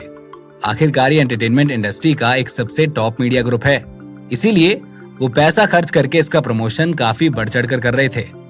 ऑरेंज लाइट मीडिया के लिए दुख की बात है तो बस ये कि उन्होंने इससे पहले वाले शो के लिए चाहे कितनी ही मेहनत की हो, पर वो उतनी सक्सेसफुल नहीं हो पाई थी। ऑरेंज लाइट मीडिया फिर से पॉपुलैरिटी हासिल करने की होड़ में एक पोस्ट करती है, प्यार हो गया की शूटिंग पूरी हो चुकी है, क्या आप इसके लिए एक्साइटेड हैं? इस पोस्ट के साथ 9 फोटोज अटैच की गई थी। एक ग्रुप फोटोज को छोड़कर बाकी जो 8 फोटोज हैं वो मेकअप के टाइम की थी। लोगों ने जैसे ये पोस्ट देखा वो पागल हो गए और वो तुरंत एक एक करके कमेंट करने लगे। ज्यादातर लोग प्यार हो गया सीरियल के जो कैरेक्टर और सपोर्टिंग रोल में हैं उनके फैंस हैं, इसीलिए जब उन्होंने अपने फेवरेट स्टार्स की फोटो देखी तो वो एक्साइटेड हो गए। ऐसा लग रहा है कि ऑरेंज लाइट मीडिया की पॉपुलर स्टार को रखने की स्ट्रेटजी काम कर गई है। कम से कम इस वजह से ये टीवी सीरियल पॉपुलर तो हुआ। इसी वक्त कुछ लोगों ने पोस्ट पर राहुल के शो शर्मा जी के बेटे और बहुएं को लेकर कमेंट किया, जिस वजह से कुछ लोगों का ध्यान शर्मा जी के बेटे और बहुएं की तरफ शिफ्ट हो गया जो चुरू में शूट हो रहा था। असल में ऑरेंज लाइट मीडिया इंटरनेट पर छा चुका था, लेकिन फिर भी लोग अभी तक शर्मा जी के बेटे और बहुएं के बारे में बात करने से खुद को रोक नहीं पा रहे थे और इस वजह से ऑरेंज लाइट मीडिया का अकेले छा जाने का पूरा प्लान फेल हो चुका था, क्योंकि उनके ऐसे करने की वजह से राहुल के शो का नाम भी सामने आने लगा था। आखिरकार आज वो दिन आ ही गया था जब आज के दिन राहुल के शो शर्मा जी के बेटे और बहुएं के फर्स्ट सीजन के लास्ट एपिसोड की शूटिंग है। हालांकि राहुल ने कल आधे से ज्यादा क्रू और कास्ट को रैप अप करके वापस भेज दिया था, लेकिन इस शो का लास्ट सीन अभी भी बाकी है जो कि एक अपार्टमेंट में शूट होना है और ये सिर्फ राहुल और मिली के बीच होने वाला है। इसीलिए राहुल ने कल ही बाकी सबको भेज दिया था। बाकी बचा क्रू इस सीन के लिए काफी एक्साइटेड है। लगभग 3 महीने तक शूटिंग करने के बाद आज वो फाइनल मोमेंट है जिसके लिए वो इतने दिनों से मेहनत कर रहे थे, तो आखिर वो एक्साइटेड कैसे नहीं होते। इस सीन के लिए अपार्टमेंट को गुलाबी और लाल फूलों से सजा दिया गया था। शौनक इस सीन की कोरियोग्राफी कर रहा था और वो ही इसे डायरेक्ट भी कर रहा था, क्योंकि राहुल खुद ही इस सीन में एक्ट कर रहा था। तभी शौनक के इशारे पर एक असिस्टेंट कमरे के सामने स्लेट लेकर आता है और कहता है, last scene 23rd shot, first time, let's start. ये बोलकर वो स्लेट को बंद करता है जिससे एक आवाज होती है और शूट शुरू हो जाता है। शौनक कहता है, एक्शन। बस ये सुनते ही राहुल और मिली परफॉर्म करना शुरू कर देते हैं। असल में मैंने ये सब तुम्हारे लिए लिखा था। राहुल जो कि अपने किरदार में है मिली से कहता है। मिली भी अपने किरदार में है, दोनों एक दूसरे के आमने सामने हैं। मिली का किरदार थोड़ा परेशान लग रहा था। वो रूम में इधर उधर घूम रही थी और फिर वो बाहर की तरफ देखती है और कहती है। मिली राहुल के पीछे पीछे आती है। मेरे लिए लिखा था? क्या तुम उस कविता की बात कर रहे हो जो तुमने उस दिन पढ़ी थी? उस वक्त ये सिर्फ आधी लिखी हुई थी। मुझे पता है कि मैंने अच्छा नहीं लिखा है, पर मुझे प्लीज वक्त दो ताकि मैं इसे पूरा कर सकूं। राहुल की हिम्मत नहीं थी कि वो मिली की तरफ देखे। उसने चुपचाप अपनी पॉकेट से एक पेज निकाला और डरते हुए पढ़ने लगा। उसकी कविता सुनते सुनते मिली पुराने ख्यालों में खो चुकी थी। उसके चेहरे पर एक हल्की सी स्माइल आ गई थी। राहुल कविता पढ़ रहा था और कविता पढ़ते पढ़ते अचानक से वो मिली की तरफ मुड़ता है और उसकी तरफ देखते हुए कविता की कुछ लाइंस पढ़ने लगता है। वो दोनों एक दूसरे को देखते हैं। फिर वो मिली से डरते हुए कहता है, मिली, क्या मैं तुमसे शादी कर सकता हूँ? राहुल की बात सुनकर मिली चुपचाप सिर हिलाकर ना कह देती है। राहुल बहुत ही निराश होते हुए कहता है, नहीं। मिली प्यार से कहती है, अरे मेरा मतलब है कि इन सबकी कोई जरूरत नहीं है, मैं वैसे भी तुम्हारे ही साथ हूं। इस वक्त राहुल मिली को पहले गले लगाता है और फिर दोनों एक दूसरे को कसकर गले लगा लेते हैं। वो थोड़ी देर गले लगे रहते हैं। फिर राहुल अचानक से जोर से चिल्लाता है, स्टॉप। इस वक्त राहुल जो कि मिली को गले लगाए हुए था, उसने जोर से कहा, स्टॉप। जैसे ही उसने स्टॉप कहा, सबका ध्यान राहुल की ओर चला गया। किसी ने कुछ नहीं कहा। थोड़ी देर के लिए कमरे में बिल्कुल ही शांति छा गई। उन्हें समझ नहीं आ रहा था कि राहुल ने आखिरकार ऐसे चिल्लाया तो चिल्लाया क्यों। फिर राहुल और मिली दूर हुए। राहुल ने पूरे क्रू की तरफ देखा और कहा, तुम सब मुझे ऐसे क्यों देख रहे हो? राहुल ने मुस्कुराते हुए अपने हाथों को मिली के कंधे पर रखा और कहा, मैंने तो बस यही अनाउंस किया है कि फाइनली हमारे शो की शूटिंग खत्म हुई है इट्स अ रैप। एक गहरी खामोशी के बाद शो के सारे एक्टर्स और स्टाफ ने जश्न मनाया। वैसे तो कम ही लोग थे, पर उन्होंने जोर जोर से तालियां बजाकर पूरा माहौल भर दिया और ऐसा लग रहा था कि मानो वो सब बहुत खुश हैं। मिली, शौनक और संकल्प के लिए ये चीज नई नहीं थी। वो लोग कई सालों से एंटरटेनमेंट इंडस्ट्री में थे, तो उन्होंने कई फिल्मों की शूटिंग को खत्म होते हुए देखा है। पर बाकी उन सारे लोगों के लिए जो एंटरटेनमेंट इंडस्ट्री में नए हैं, उनके लिए सब काफी ज्यादा एक्साइटिंग था। राहुल ने सभी कास्ट और क्रू को मुस्कुराते हुए देखा और कहा, आप सबने बहुत कड़ी मेहनत की है। आज हम साथ हैं। कल सवेरे सवेरे आप सब वापस अपने अपने शहर चले जाएंगे। इसीलिए आज मैं आप सबको यहाँ चुरू के सबसे पुराने और ऑथेंटिक राजस्थानी रेस्टोरेंट में लेकर चलता हूँ। लेकिन मेरी एक शर्त है कि वहाँ ऑर्डर मैं ही करूंगा, क्योंकि मैं जानता हूँ कि वहाँ क्या सबसे अच्छा मिलता है। ये सुनते ही सब हंसने लग जाते हैं। दरअसल चुरू का जो ओल्ड रेस्टोरेंट है वो शहर का सदियों पुराना रेस्टोरेंट है और वो देसी चूल्हा रेस्टोरेंट के नाम से जाना जाता है। वो होटल उस शहर के टूरिस्ट प्लेस पर बसा हुआ है। राहुल की बात सुनकर सब लोग खुश हो गए थे। उनकी नजर में राहुल हमेशा से एक ऐसा इंसान है जो काफी नेक दिल का है। राहुल उन्हें काफी दिनों से उस होटल में ले जाना चाहता था, लेकिन कभी टाइम की कमी से या फिर कभी कभार पैसों की कमी की वजह से वो सब वहां पर जा नहीं पाए थे। वो सब लोग आपस में एक दूसरे को गले लगाते हैं और आपस में खुशी खुशी मिलते हैं। कुछ लोगों की आंखों में आंसू भी आ जाते हैं। दरअसल शूटिंग कोई छोटा मोटा काम नहीं होता है कि एक दो दिन में खत्म हो जाए। ये महीनों तक चलती है और इसमें बहुत से लोग एक साथ काम करते हैं। महीनों तक ढेर सारे लोग एक ही लक्ष्य को पाने में एक साथ एक टीम की तरह लगे रहते हैं। इसीलिए जब जाने का समय होता है तो अमूमन सभी की आंखों में आंसू आ ही जाते हैं। राहुल ने फिर बाकी सभी से वापस कहा, दोस्तों, पिछले दिनों में आप सभी लोगों ने बहुत मेहनत की है, तो अभी जाकर आपको आराम करना चाहिए। फिर मैं आप सबको रेस्टोरेंट लेकर चलूंगा। लेकिन मैं आप सबको अभी से बता दूं कि आप सबको प्रमोशन के टाइम पर फिर से एक साथ आना होगा। ये बात सुनकर सभी लोग एक साथ जोश में तालियां बजाते हैं और राहुल से प्रमोशन के टाइम वापस आने के लिए वादा करते हैं। राहुल ने पलाश से पहले ही शो की रिलीज डेट फिक्स कर ली थी। उन्होंने सोच लिया था कि शूट खत्म होते ही एडिट शुरू कर देंगे और एडिटिंग के बाद लगभग एक हफ्ते में शो रिलीज कर देंगे। तो इस हिसाब से देखा जाए तो आज से ठीक 2 महीने बाद शो रिलीज हो जाएगा। पलाश ने राहुल से कहा था कि अगर उन्हें अपने शो की हाई रेटिंग चाहिए तो उन्हें उसके प्रमोशन पर बहुत ज्यादा मेहनत करनी पड़ेगी। इस टीवी शो के 7 मेन कैरेक्टर्स हैं, उसमें से ये संकल्प और मिली तो प्रमोशन में जरूर रहेंगे।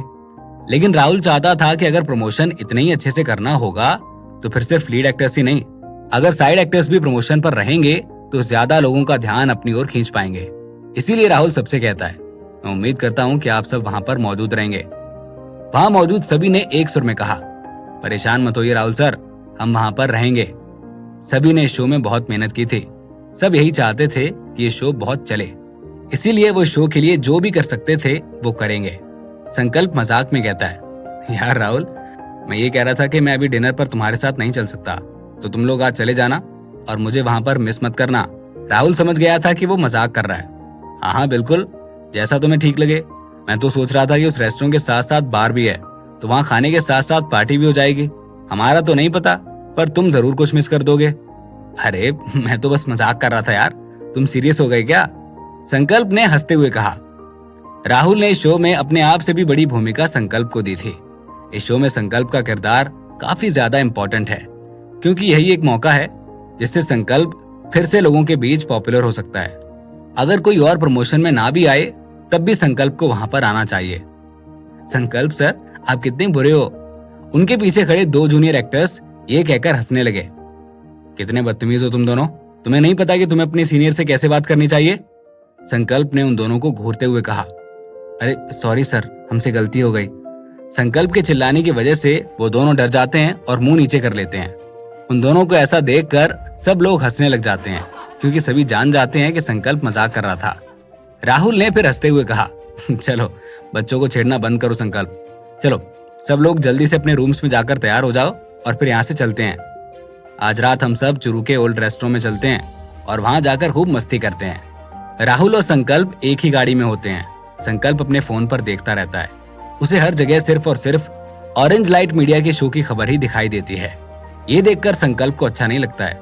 वो राहुल से कहता है, ऐसा लगता है कि ऑरेंज लाइट मीडिया ने आज के लिए पूरा इंटरनेट ही खरीद लिया है। संकल्प के शैतानी दिमाग में एक आइडिया आता है और वो राहुल से बोलता है, क्यों ना मैं एक पोस्ट करूं और सारे मीडिया वालों और लोगों का ध्यान अपने शो की तरफ खींचूं। क्या कहते हो? राहुल ने कहा, ठीक है, तुम जो पोस्ट करोगे मैं भी उसे फॉरवर्ड कर दूंगा। संकल्प ने मोबाइल निकाला और पोस्ट लिखना शुरू कर दिया। हेलो मेरे प्यारे दोस्तों, मेरी नई टीवी सीरीज राहुल ने डायरेक्ट की है, जो कि एक फेमस सिंगर और राइटर है। वो अपनी टीवी सीरीज शर्मा जी के बेटे और बहुएं में खुद एक्टिंग भी कर रहे हैं। आखिरकार आज हमारे इस शो की शूटिंग खत्म हो चुकी है। आज इस सीरीज के सारे मेंबर्स ने एक डिनर प्लान किया है। ये देखिए कुछ पिक्चर्स। इस पोस्ट के साथ उसने कुछ पिक्चर्स भी लगा दी जो कि अब तक रिलीज नहीं हुई थी। इन पिक्चर्स में शो के सारे मेन कैरेक्टर्स हैं, जिनकी पिक्चर्स एक दिल के अंदर दिखाई गई हैं और बोल्ड अक्षरों में फैमिली लव लिखा गया है। फोटोज डालकर राहुल और संकल्प लोगों के रिएक्शंस का वेट करने लगे। आखिर लोग इन फोटोज पर कैसे रिएक्ट करेंगे? क्या राहुल का शो हिट होगा? इस कहानी में आगे क्या होगा, जानने के लिए सुनते रहिए सुपरस्टार पापा, सिर्फ पॉकेट एफएम पर। संकल्प ने जैसे ही वीवो पर पोस्ट डाली, वैसे ही वीवो यूज कर रहे उसके फ्रेंड्स और फैंस ने उसे फॉरवर्ड करना शुरू कर दिया। उस पोस्ट के डलते ही लोगों ने कमेंट करने शुरू कर दिए थे। लोगों के सारे कमेंट्स न केवल उस शो के लिए थे, साथ ही साथ वो कमेंट्स राहुल के लव स्टूडियो के लिए भी थे, जो कि प्रोड्यूसर थे, राहुल के लिए और साथ ही साथ शो के दूसरे एक्टर्स और स्टाफ मेंबर्स के लिए भी थे। ये पोस्ट बहुत ही ज्यादा जल्दी इंटरनेट पर ट्रेंड करने लगा था। यंगस्टर्स ने ये टॉपिक और भी इंटेंस कर दिया था। इस शो के बारे में इंटरनेट पर पिछले कुछ दिनों से बात तो चल रही थी, पर जैसे ही संकल्प का ये वीवो पोस्ट सामने आया कि सीरीज फिनिश हो गई है, तो बातें और भी तेजी से बढ़ गई थी। इस वक्त संकल्प के उस पोस्ट को बहुत सारे मूवी क्रिटिक्स ने भी शेयर किया और साथ ही साथ उस पर कमेंट भी किया। आपके शो की शूटिंग के कंप्लीट होने के लिए कांग्रेचुलेशंस। हम आपके शो को रिव्यू करने के लिए काफी ज्यादा एक्साइटेड हैं। वहीं एक छोटे टीवी चैनल ने भी कमेंट किया, शो के लिए बधाइयां, और अगर आप चाहें और अगर ऐसा हो सकता है तो हम हमारे चैनल पर आपके शो को खुशी खुशी रिलीज करना चाहेंगे। अगर आप इंटरेस्टेड हो तो बताएं। मुंबई शहर, orange light media TV headquarter के डायरेक्टर के ऑफिस में अमन वर्मा अपनी टेबल पर रखे कंप्यूटर को देख रहा है। वीवो पर डले हुए कमेंट्स को देखने के बाद उसका चेहरा एकदम इंटेंस था। वो सारे कमेंट्स को देखकर अलग अलग किस्म से रिएक्ट कर रहा था। ऐसा नहीं है कि इंटरनेट पर सिर्फ अच्छे कमेंट्स ही थे, कुछ कमेंट्स ऐसे भी थे जो कि नेगेटिव थे और इन कमेंट्स की वजह से वो खुश भी हो रहा था। लेकिन जैसे ही राहुल के शो की तारीफ वाले कमेंट्स आ रहे थे, तो वो उदास और गुस्सा दोनों हो रहा था। गुस्से गुस्से में उसने ऑरेंज लाइट मीडिया के वीवो से उस पोस्ट पर एक कमेंट कर दिया, जिसकी वजह से इंटरनेट पर एक और नया मुद्दा छिड़ गया। जाहिर सी बात है कि उसका कमेंट नेगेटिव ही था। अमन वर्मा एक ऐसे किस्म का आदमी है जो कि दुश्मनी बहुत ही ज्यादा लंबे समय तक पाले रखता है। उसने अभी भी चैरिटी ऑक्शन पर हुई राहुल की बहस के बारे में सोचना बंद नहीं किया था। तभी उसके ऑफिस के दरवाजे पर दस्तक होती है और एक टकला, लंबा और पतला मिडिल एज आदमी दरवाजे से अंदर आया। अमन वर्मा को देखकर वो आदमी एक सेकंड के लिए जम गया, फिर थोड़ी देर बाद बोला, अमन, तो तुम यहाँ पर हो? उस आदमी को देखते ही अमन ने कहा, हाय अंकल, आप अचानक ऐसे डायरेक्टर के ऑफिस में कैसे घुस सकते हैं? उस आदमी का नाम करण सिंघानिया है। वो ऑरेंज टीवी का डायरेक्टर है और ऑरेंज मीडिया का जनरल मैनेजर भी है। आई एम सॉरी, बट मैं नॉक करके आया हूँ, करण सिंघानिया ने कहा। अमन चुप हो जाता है। फिर करण सिंघानिया आगे कहता है, क्या वो वीवो पोस्ट पर कमेंट तुमने किया है? अमन ने अपना सिर हिलाया और कहा, जी हाँ, क्यों, क्या हो गया अंकल? करण ने कहा, तुम मुझसे पूछ रहे हो कि क्या हो गया? तुम्हें वीवो पर ऐसे कमेंट्स करने की जरूरत ही क्या पड़ी? अगर तुम कुछ नेगेटिव लिखना भी चाहते हो तो उसका एक सलीका होता है, एक तरीका होता है, उसमें डिग्निटी होनी चाहिए। ऐसा नहीं लग रहा कि तुम न्यू आर्टिस्ट मीडिया कंपनी को सीधा सीधा कन्फ्रंट कर रहे हो। अमन ने उस पर चढ़कर कहा, मैटर क्या है, और वैसे भी वो हमें ब्रॉडकास्ट का राइट तो देंगे नहीं। जहां तक ऑरेंज लाइट और न्यू आर्टिस्ट मीडिया कंपनी की बात की जाए तो वो हमेशा से राइवल रहे हैं। करण ने मुस्कुराते हुए कहा, तुम सही कह रहे हो, पर तुम उनकी तारीफ भी तो कर सकते थे। उन्होंने महज 3 महीने में पूरे शो का शूट खत्म कर दिया, इसकी बधाइयां ही दे देते। अमन ने कहा, तो क्या हो गया? अगर उन्होंने काम कम टाइम में खत्म किया, इससे कोई फर्क नहीं पड़ता कि कोई शूट जल्दी खत्म हो रहा है या फिर लेट। फर्क पड़ता है कि शो कैसा बना है। मेरे पापा हमेशा से कहते हैं कि आराम से किया हुआ काम ज्यादा अच्छा काम होता है। जितनी जल्दी ये शूट खत्म करके खुश हो रहे हैं ना, उसमें मुझे नहीं लगता कि क्वालिटी का काम हो पाया होगा। मैं दावे के साथ कहता हूँ ये शो बिल्कुल भी अच्छा नहीं बना होगा, और देखना ये चलेगा भी नहीं। करण ने सिर हिलाया और कहा, कोई बात नहीं, चलो अब उस पोस्ट को छोड़ो, जो होगा देखा जाएगा। अच्छा ये बताओ, हमारे शो का एडिट कैसा चल रहा है? अमन वर्मा ने कहा, ऑलमोस्ट हो ही गया है, मेरे पापा ने पर्सनली फैसला लिया है कि उसे जल्द से जल्द रिलीज करना है। वैसे अभी तो जो हमारे चैनल के प्राइम टाइम पर शो आ रहा है उसकी तो टीआरपी अच्छी है ना? करण ने सिर हिलाया और कहा, हाँ, मैं उम्मीद करता हूँ कि हम इसे जल्दी ही रिलीज कर देंगे और अगर हो सके तो प्राइम टाइम पर ही करेंगे ताकि ये और चले। अमन ने हाँ में सिर हिलाया और वापस कंप्यूटर पर देखने लगा। राहुल को नहीं पता था कि इंटरनेट पर पहले ही बहुत ज्यादा धमाका हो चुका है। राहुल ने चुरू ओल्ड होटल का रेस्टोरेंट पूरा का पूरा बुक कर लिया था। वहां पर 15 टेबल लगी हुई थी। 100 से भी ज्यादा लोग वहां पर बैठे हुए थे। लीडिंग एक्ट्रेस, सपोर्टिंग एक्टर्स और क्रू मेंबर्स जिन्होंने फिल्मिंग की थी वो सब भी वहां पर मौजूद थे। राहुल ने इसे और भी बड़ा करने के लिए पांडा लाइव चैनल पर उस डिनर को ब्रॉडकास्ट करने का सोचा। उसके लिए उसने कुछ लोगों को बुलाया और उनके लिए भी एक टेबल रेडी करवा दी। राहुल सामने लेफ्ट टेबल पर बैठा हुआ था और उसकी टेबल पर 5 लोग और बैठे हुए थे। आज के शो के प्रोग्राम के लिए राहुल ने सभी प्रोफेशनल्स को बुला लिया था और कुछ ऐसे लोगों को भी बुलाया गया था जो पांडा लाइव पर पहले से ही फेमस थे। उन्हीं में से एक थी कामायनी त्रिपाठी, जो कि पांडा लाइव की एक फेमस होस्ट थी। Mister Rahul, thank you so much, आपने मुझे बुलाया। कामायनी त्रिपाठी काफी सुंदर थी। उसकी आंखें बेहद सुंदर और बड़ी थीं। उसकी बहुत ही प्यारी नाक और होंठ हैं। वो काफी लंबी है और उसने अपने फिगर को भी काफी अच्छे से मेंटेन किया हुआ है। उसने राहुल से कहा, मैं भी आपके इस शो के लिए बहुत ही ज्यादा एक्साइटेड हूँ। मिस कामायनी, मैंने आपका ब्रॉडकास्ट पहले भी देखा हुआ है। आप बहुत अच्छा गाती हैं और बहुत ही अच्छा बोलती भी हैं। मिली ने कहा, सच में? कामायनी की आंखें बड़ी हो गई थीं। उसने कहा, मैं तो बस एक छोटी एंकर हूँ। मैं सिर्फ गाना गाती हूँ और मेरे तो अभी बस 1 मिलियन ही फॉलोअर हैं। मिली ने अपना हाथ हिलाया और कहा, आप ऐसा नहीं बोल सकती हैं। मैंने बहुत से और एंकर्स को भी देखा है पांडा लाइव पर। आप उनसे कई गुना ज्यादा टैलेंटेड हैं। कामायनी एक मुस्कान के साथ बोली, thank you so much Mili madam. In fact मुझे आज यहाँ पर भेजा इसलिए गया है कि आपकी टीवी सीरीज को प्रमोट करके मैं अपने भी फॉलोअर्स और बढ़ा लूं। राहुल हंसकर बोला, तो फिर तो आज देखना पड़ेगा कि मैं आपको फॉलोअर्स दे पाता हूं या नहीं। कामायनी ने राहुल को खुश करने के लिए कहा, मैं जानती हूँ आज मुझे बहुत से नए फॉलोअर्स जरूर मिलेंगे। अच्छा मिस्टर राहुल, आप लोग जब भी रेडी हो तो मुझे बता दीजिएगा, मैं तभी लाइव ब्रॉडकास्ट शुरू कर दूंगी। राहुल ने आसपास देखा और फिर कहा, ठीक है, तो चलो अभी शुरू करते हैं। कामायनी ने सिर हिलाया और फिर अपनी पूरी टीम को तैयार होने का इशारा किया। उसी समय राहुल ने भी अपने फोन पर पांडा लाइव ऐप खोल लिया था ताकि वो भी लाइव ब्रॉडकास्ट देख पाए।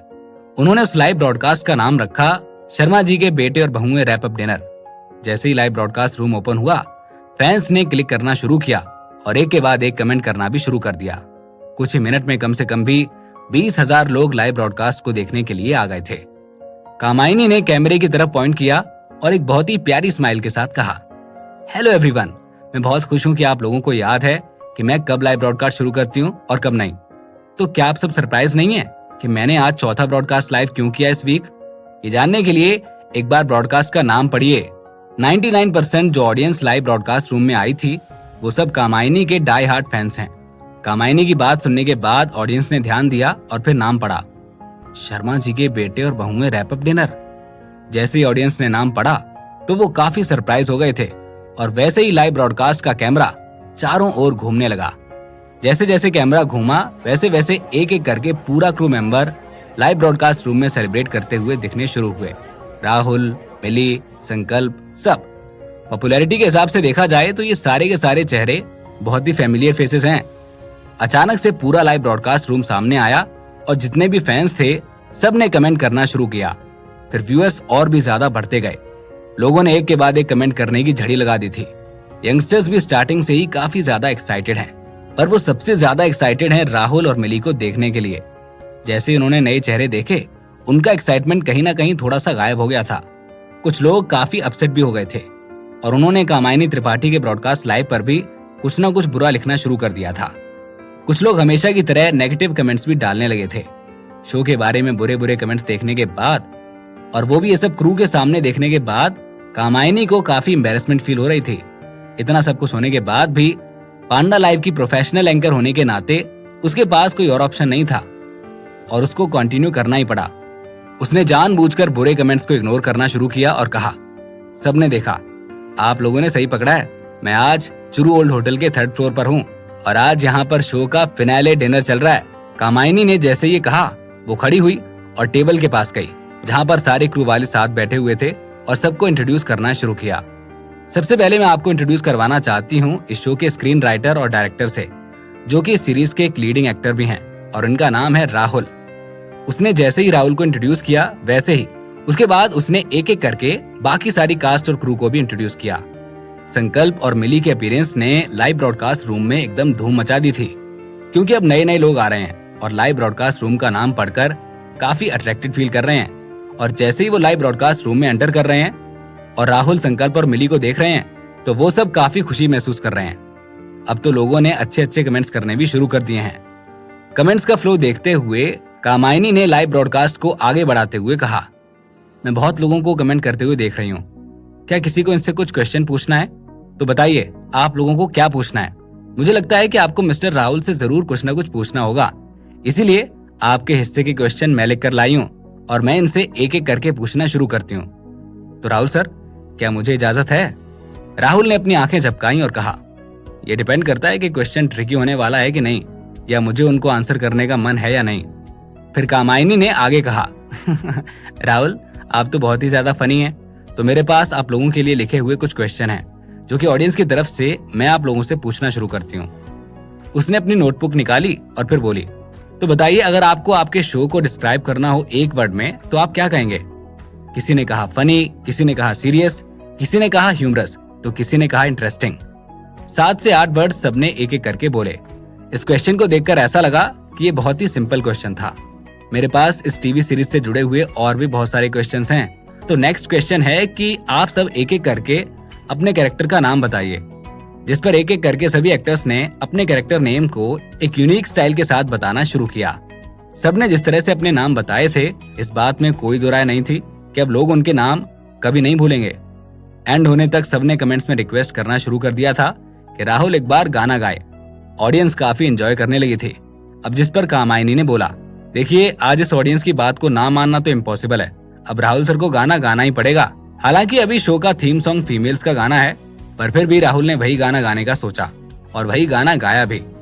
इस शो का फिनाले डिनर स्टार्टिंग में थोड़ा सा नेगेटिव कमेंट्स के साथ शुरू हुआ था, पर धीरे धीरे सब कुछ नॉर्मल हो गया था। बाद में कामायनी ने और भी क्वेश्चंस पूछे और कुछ एक्टिविटीज भी कराई और राहुल से कुछ इंटरेस्टिंग गेम्स भी खिलवाई, और गाना तो था ही। फिर फाइनली गाना गाते हुए, खाते हुए और पीते हुए सब कुछ अच्छा ही हो गया था। एंड में लाइव ब्रॉडकास्ट रूम में 30,000 से भी ज्यादा लोग हो गए थे। इनमें से ज्यादातर फैंस राहुल, मिली और संकल्प के थे। ये उन सबके गाल पर चांटा भी था जिन लोगों ने शो को अभी से क्रिटिसाइज किया था, क्योंकि अंत में ये प्रमोशनल इवेंट काफी अच्छा हो गया था। क्या राहुल का ये शो एक सक्सेसफुल सीरीज होगी? क्या राहुल का फैन बेस इस शो को बचा पाएगा, या राहुल के दुश्मनों को खुशी मिलेगी? इस कहानी में आगे क्या होगा, जानने के लिए सुनते रहिए सुपरस्टार पापा, सिर्फ पॉकेट एफएम पर। उस लाइव को जितने लाइक्स और ऑडियंस मिली थी, उससे सभी बहुत खुश थे। सब चाह रहे थे कि जैसे शो के इस लाइव ब्रॉडकास्ट को ऑडियंस मिली है, वैसे ही शो को भी मिल जाए। सभी ने खाना खा लिया था। सब आपस में एक दूसरे से मिलकर एक एक करके जाने लगे। जब मिली और राहुल वापस घर पर आए तो लगभग रात के 1 बज रहे थे। वो इतनी रात को चुपचाप अंदर आए और बिना घर वालों को डिस्टर्ब किए सीधे ऊपर अपने कमरे में चले गए। लगभग सुबह के 7 बजे राहुल की नींद खुली। वो रात भर बिल्कुल गहरी नींद में सोया हुआ था, लेकिन जैसे ही वो सुबह उठा तो उसके सिर में दर्द हो रहा था। ऐसा लग रहा था कि जैसे मानो कुछ चुभ रहा है। वो उठकर बस अभी अपने बिस्तर पर बैठा ही था कि उसने इधर उधर देखा तो उसे कोई दिखाई नहीं दिया, मतलब ना सोना ना मिली। वो उठा और कमरे से बाहर निकल गया। पापा आप उठ गए? जब राहुल उठकर बाहर निकला तो सोना वहां पहले से ही आंगन में खेल रही थी और उसके साथ घर के कुछ और बच्चे भी खेल रहे थे। Rahul uncle, Rahul uncle. जब उन छोटे बच्चों ने राहुल को देखा तो वो सब उसके पास आने लगे। तुम लोग आज स्कूल क्यों नहीं गए, और तुम लोगों ने ऐसे कपड़े क्यों पहने हुए हैं? अपनी आंखों को मसलते हुए राहुल ने जब इन बच्चों को देखा तो वो हैरान हो गया कि उन्होंने ये एक्सरसाइज वाले कपड़े क्यों पहने हैं। सोना दौड़कर आती है और राहुल को गले लगा लेती है। फिर कहती है, पापा आज सैटरडे है तो स्कूल की छुट्टी है, ये कपड़े अच्छे लग रहे हैं ना? दादू ने कहा है कि उन्होंने हमारे लिए कपड़े बनवाए हैं और आज सुबह से वो हमें कलरी सिखाएंगे। सैटरडे? राहुल ने सोना का सिर प्यार से थपथपाया। राहुल आजकल शूटिंग में काफी ज्यादा बिजी था। इतना बिजी था कि उसे ये भी ध्यान नहीं था कि आज कौन सा दिन है। राहुल को याद है कि जब वो बच्चा था तो उसे सिर्फ 7 साल की उम्र से ही कलरी सीखने की परमिशन मिली थी। लेकिन सोना तो सिर्फ अभी 5 साल की है, तो उसके साथ इतनी जल्दी क्यों की जा रही है? राहुल, उठ गए तुम? नाश्ता करोगे? ये देखो, मैं बाहर से बहुत कुछ लेकर आई हूँ। सुमित्रा पर्दा हटाकर अंदर की ओर आती है। उसके हाथ में कुछ बैग्स हैं जिसमें कुछ खाने की चीजें हैं। सुमित्रा अपने हाथ में जो बैग्स हैं उन्हें टेबल पर रखती है और बच्चों की ओर इशारा करते हुए कहती है, चलो जल्दी से आ जाओ सब यहाँ पर। आओ, इधर आओ और सब पहले ब्रेकफास्ट करो। वो छोटे बच्चे दौड़कर डाइनिंग टेबल की ओर जाते हैं और कूदकर कुर्सी पर बैठ जाते हैं। मम्मी, मिली कहाँ है? राहुल उन छोटे बच्चों के लिए प्लेट तैयार करते हुए पूछता है। सुमित्रा ने आगे कहा, मिली कहीं बाहर गई है। मिली ने बताया है कि आज उससे कोई मिलने आने वाला है जो तुम्हें इनविटेशन देना चाहती है, तो मिली बस वही लेने गई है। Invitation letter? कैसा इनविटेशन लेटर? राहुल थोड़ी देर के लिए शॉक रह गया। सुमित्रा ने कहा, मुझे नहीं पता, मिली को फोन कर लो और उसी से पूछ लो। छोड़िए, जब वो आएगी तब इस बारे में बात करेंगे। राहुल फिर चुपचाप नाश्ता करने लगता है। बचपन में राहुल का फेवरेट खाना छोले और भटूरे थे। सोना ने ये सारे गुण अपने पापा से ही लिए हैं। राहुल पागलों की तरह खाता है छोले भटूरे। अरे सोना बेटा, धीरे धीरे खाओ। सोना का भरा हुआ मुंह देखकर राहुल ने कहा। असल में मिली का खान पान राहुल से 3 गुना ज्यादा है और सोना तो राहुल के जितना ही खाती है। राहुल इन दोनों की हेल्प को लेकर परेशान रहता है। सुमित्रा जानती है कि राहुल परेशान है। वो मुस्कुराते हुए कहती है, तुम जिस दिन काफी ज्यादा बिजी थे उस दिन इसके दादा ने इन दोनों का चेकअप किया था और दोनों के दोनों हेल्दी हैं। जब राहुल मिली को घर लेकर आया था तो मिली और सोना की खाने की कैपेसिटी को देखकर घर के बाकी लोग भी हैरान थे। सुमित्रा देवी ने फिर कहा, परेशान मत हो, तुम्हारे पापा ने कहा है कि कोई बीमारी नहीं है, बस थोड़ा सा शरीर का अजीब बर्ताव है। वैसे ये होता है कि उनकी जो खाने की कैपेसिटी होती है वो नॉर्मल लोगों से ज्यादा होती है और उनका डाइजेस्टिव सिस्टम भी काफी अच्छा होता है। इंसान का शरीर बस एक लिमिटेड अमाउंट में ही एनर्जी को अंदर ले सकता है और जो एनर्जी अब्सॉर्ब नहीं होती है वो डाइजेस्टिव सिस्टम के दौरान शरीर से बाहर आ जाती है। अधिकांश ऐसे सिस्टम में क्या होता है कि जैसे जैसे उम्र बढ़ती है उनकी कैपेसिटी नॉर्मल होती चली जाती है। बस ऐसे बहुत कम ही लोग होते हैं जिनका कोई बदलाव नहीं होता है और कोइंसिडेंटली मिली और सोना उन्हीं कुछ लोगों में आती हैं। चलो अच्छा है कि ज्यादा दिक्कत नहीं होगी। राहुल ने एक राहत की सांस ली। राहुल ने कई बार कोशिश की कि वो मिली को हॉस्पिटल लेकर जाए चेकअप के लिए, लेकिन मिली ने हर बार मना कर दिया और कहा कि उसने खुद से चेकअप करवा लिया है। अब जब उसके पापा ने खुद चेकअप किया है तो कुछ भी गलत नहीं हो सकता है। नाश्ता करने के बाद राहुल बच्चों के साथ खेल रहा था। तभी मिली लगभग 10 बजे के करीब घर आती है। अपने घर के आंगन में राहुल मिली की तरफ मुड़ता है और कहता है, अरे मिली, तुम घर वापस भी आ गई? कहाँ गई थी और कौन आया था? आप बताओगी कहाँ गई थी, क्या काम था? मिली ने अपने पर्स में से एक एनवेलप निकाला और उसे लेकर सोफे की एक साइड पर जाकर बैठी और राहुल से कहा, ये लो, ये तुम्हारे लिए है, इसे खोलो और पढ़ो। राहुल ने पूछा, ये क्या है? सुबह नाश्ते के टाइम पर माँ ने कहा था कि तुम कहीं बाहर गई हो किसी इनविटेशन लेटर को लेने के लिए। ये लेटर तुम्हें किसने दिया? मिली ने कहा, ये इंडियन म्यूजिशियंस एसोसिएशन का कोई स्टाफ मेंबर था। इंडियन म्यूजिक एसोसिएशन का दूसरा इनविटेशन लेटर? ये सब देखकर राहुल के दिमाग में कई सारी बातें चलने लगी। राहुल ने उस एनवेलप को खोला और उसे बाहर निकाला। उस पर इंडियन म्यूजिक एसोसिएशन का लोगो लगा हुआ था। उसने डायरेक्ट इनविटेशन को खोला। Dear mister Rahul, Indian golden melody award की जो ऑर्गेनाइजिंग कमेटी है वो आपको 6ठे Indian golden melody award ceremony में पार्टिसिपेट करने के लिए इनवाइट कर रही है और ये आपको इंडिपेंडेंट अवार्ड का प्रेजेंटर बनने के लिए भी इनवाइट कर रही है। हमें उम्मीद है कि आप अपने टैलेंट और अपने इन्फ्लुएंस से और भी बेहतर क्रिएटिव काम करवा सकते हैं और लोगों के लिए एक अच्छी यादें छोड़कर जा सकते हैं। Indian golden melody award Bharat में म्यूजिक के लिए सबसे पॉपुलर अवार्ड है। इसे इंडियन म्यूजिक एसोसिएशन और ग्लोबल इंडियन म्यूजिक अलायंस के द्वारा होस्ट किया जाता है। यह अवार्ड इंडियन म्यूजिक का ग्रैमी अवार्ड है। 1 जनवरी 2023 से लेकर 1 दिसंबर 2023 तक जितने भी गाने एल्बम रिलीज हुई हैं उन सब में से किसी एक को अवार्ड मिल सकता है और इस वक्त राहुल को इनवाइट किया गया है इस फंक्शन में जाने के लिए। राहुल के चेहरे पर एक मुस्कान आ गई। आखिर अब ये स्टार्ट होने वाला है। इंडियन गोल्डन ग्लोब अवार्ड में छोटे और बड़े अवार्ड मिलाकर कुल 36 अवार्ड दिए जाते हैं और ये award ceremony Indian pop music की सबसे बड़ी अवार्ड सेरेमनी है। इंडिया में रहने वाले किसी भी सिंगर के लिए ये बहुत सम्मान की बात है कि उसे इस अवार्ड से नवाजा जा रहा है। बधाई हो राहुल। मिली ने भी इनविटेशन लेटर में लिखा हुआ खत पढ़ लिया।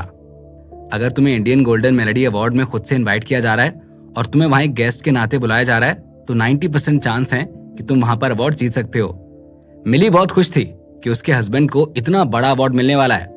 राहुल ने इनविटेशन लेटर को बंद करते हुए कहा, तुम किस बात की बधाई दे रही हो? मुझे तो ये भी नहीं पता कि मैं जीतूंगा भी या नहीं, इसीलिए इतनी जल्दी बधाई देना बेवकूफी है। अपनी पिछली जिंदगी में भी राहुल ने एक ऐसे ही अवार्ड शो में पार्टिसिपेट किया था और उसके बहुत सारे काम को अवार्ड भी मिला था। क्योंकि राहुल ने अपनी पिछली जिंदगी में भी एक अवार्ड सेरेमनी में पार्टिसिपेट किया था, इसीलिए राहुल ने अपने अंदर की एक्साइटमेंट को थोड़ा कम कर लिया था। मिली ने राहुल को गले लगाते हुए कहा, तुम्हारे डेब्यू से लेकर अब तक तुमने लगभग 20 गाने गा दिए होंगे। अब मुझे तो लगता है कि तुम्हारे सारे गानों को अवार्ड मिलना चाहिए। तुम्हारे लिए जीतना कोई बड़ी बात नहीं है, बस हाँ, तुम्हें कितने अवार्ड दिए जा रहे हैं ये मायने रखता है। राहुल ने अपनी नाक को रगड़ते हुए कहा, हो सकता है, इस बारे में हम बाद में बात करेंगे। अभी तो ये बताओ कि हमें पुणे वापस कब जाना है। इतने में सोना बाहर से आती है और उन दोनों के पास आकर खड़ी हो जाती है और राहुल की बात सुन लेती है। पापा, क्या हम पुणे वापस लौट रहे हैं? सोना ने जैसे ये बात सुनी, वो सिर उठाकर राहुल को देखने लगी।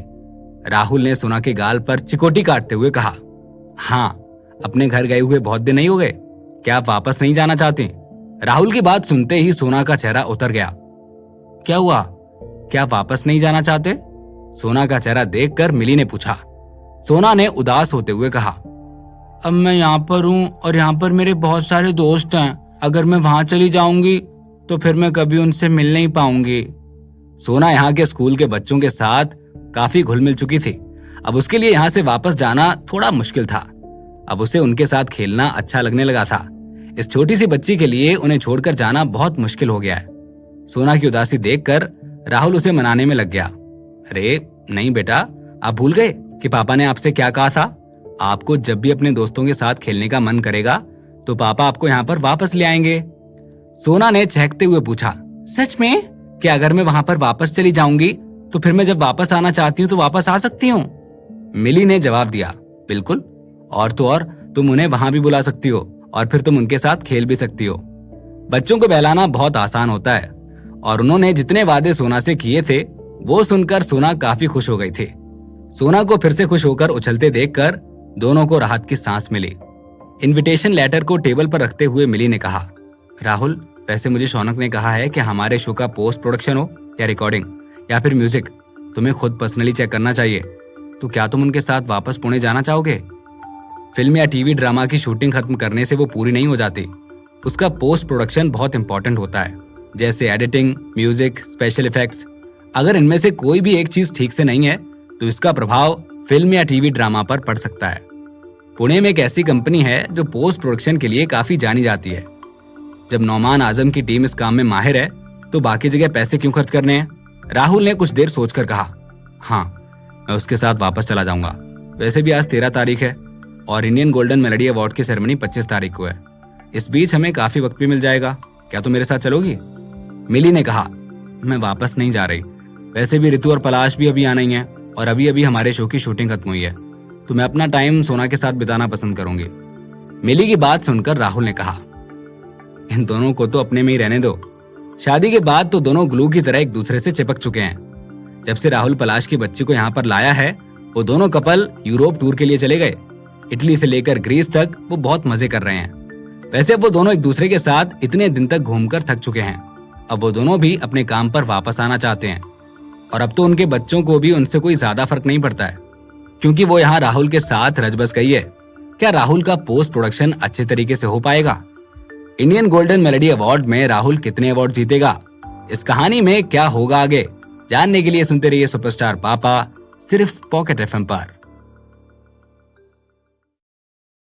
नौमान आजम एक काफी एफिशिएंट इंसान है। करीब 10 बजे अगले दिन राहुल को उसने एडिटिंग ऑफिस में बुलाया था। जैसे ही राहुल डोर से एंटर करता है और इससे पहले कि वो कुछ बोल पाता, नौमान आजम एक्साइटमेंट में बोला, मिस्टर राहुल, आपका शो शर्मा जी के बेटे और बहुएं काफी फनी और काफी इंटरेस्टिंग है। मैंने और मेरे 2 कलीग्स ने साथ में बैठकर पूरा शो देखा और शुरुआत से लेकर एंड तक हमें काफी मजा आया और हम काफी एंटरटेन हुए और काफी हंसे भी। आपको क्या लगता है, क्या ये शो जल्दी से एडिट हो सकता है? राहुल ने एक मुस्कान के साथ पूछा। नौमान आजम ने अपना सिर हिलाया। राहुल 1 सेकंड के लिए शॉक हुआ और उसने कहा, क्या इसको कट करना आसान नहीं है? नौमान आजम ने एक मुस्कान के साथ कहा, मुझे इनमें से किसी भी शॉट को कट करना ही नहीं है। मुझे नहीं पता कि कौन सी चीज लोगों को हंसा सकती है, पर किसी भी शॉट को कट करना एक बहुत बड़ा लॉस होगा। राहुल हंसा और बोला, ये सब सही है जब तक आपको सब सही लगे, पर जिसे भी कट आउट करने की जरूरत है उसे तो कट आउट करना ही होगा ना। हम चाहते हैं कि शो सिंपल हो और लोगों का अटेंशन आसानी से अपनी ओर खींच पाए। नौमान आजम ने अपना सिर खुजाया और बोला, ठीक है, आपका डबिंग के बारे में क्या प्लान है? बाद में जाकर क्या मुझे वॉइस रिकॉर्डिंग भी करवानी पड़ेगी? फिल्म और टीवी ड्रामा के लिए डबिंग एक ऐसी चीज है जो कि अवॉइड की ही नहीं जा सकती। अच्छी बात यह थी कि इस पूरे शो में राहुल ने सारे एक्टर्स को ओरिजिनल लाइंस बोलने के लिए बोला था और साउंड रिकॉर्डिंग का खास तौर पर ध्यान रखा था। वैसे भी अगर डबिंग की बात की जाए तो वो कुछ ना कुछ दिक्कत तो लाती ही है। जो मजा बिना डब की हुई मूवी या सीरीज को देखने में है, वो डब की हुई मूवी या सीरीज को देखने में नहीं आता है। इसीलिए राहुल को शो में डबिंग पसंद ही नहीं है, चाहे वो पिछली जिंदगी की बात हो या फिर अभी। नौमान आजम ने अपना सिर हिलाया और कहा, नहीं नहीं, सब बढ़िया है। तो जो म्यूजिक और जो नरेशन है, क्या आप वो खुद ही बना रहे हो? राहुल थोड़ी देर सोचने के बाद बोलता है, हाँ जी, ये सब कुछ पहले ही रिकॉर्ड कर लिया गया है, बस कुछ बाकी के साउंड रिकॉर्ड्स और कंपोजिशन है वो मैं खुद ही कर लूंगा। अगर कैमरे की आवाज बाद में क्लियर नहीं है तो मैं एक्टर्स को वापस बुलाकर एडिट करने के लिए बोलूंगा। हालांकि राहुल को डबिंग का इस्तेमाल नहीं करना था, पर अगर साउंड सिंक अच्छा नहीं होगा तो फिर डबिंग करनी ही पड़ेगी।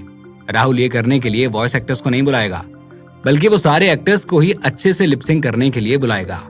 पोस्ट प्रोडक्शन के जनरल मैटर्स नौमान आजम के साथ डिस्कस करने के बाद राहुल ने कविता बहल को कॉल लगाया। हेलो, कौन बोल रहा है? फोन कनेक्ट हो चुका था। सामने से कविता की आवाज आई। ऐसा लग रहा था कि वो अभी सोकर उठी है। राहुल ने जैसे ही कविता की आवाज सुनी तो उसने हंसते हुए कहा, तुम्हारी आवाज सुन के लग रहा है कि तुम अभी भी सो रही हो ना तुम?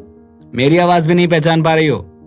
कविता थोड़ी सी घबरा गई और फिर एकदम से टोन बदलकर बोली, क्या राहुल?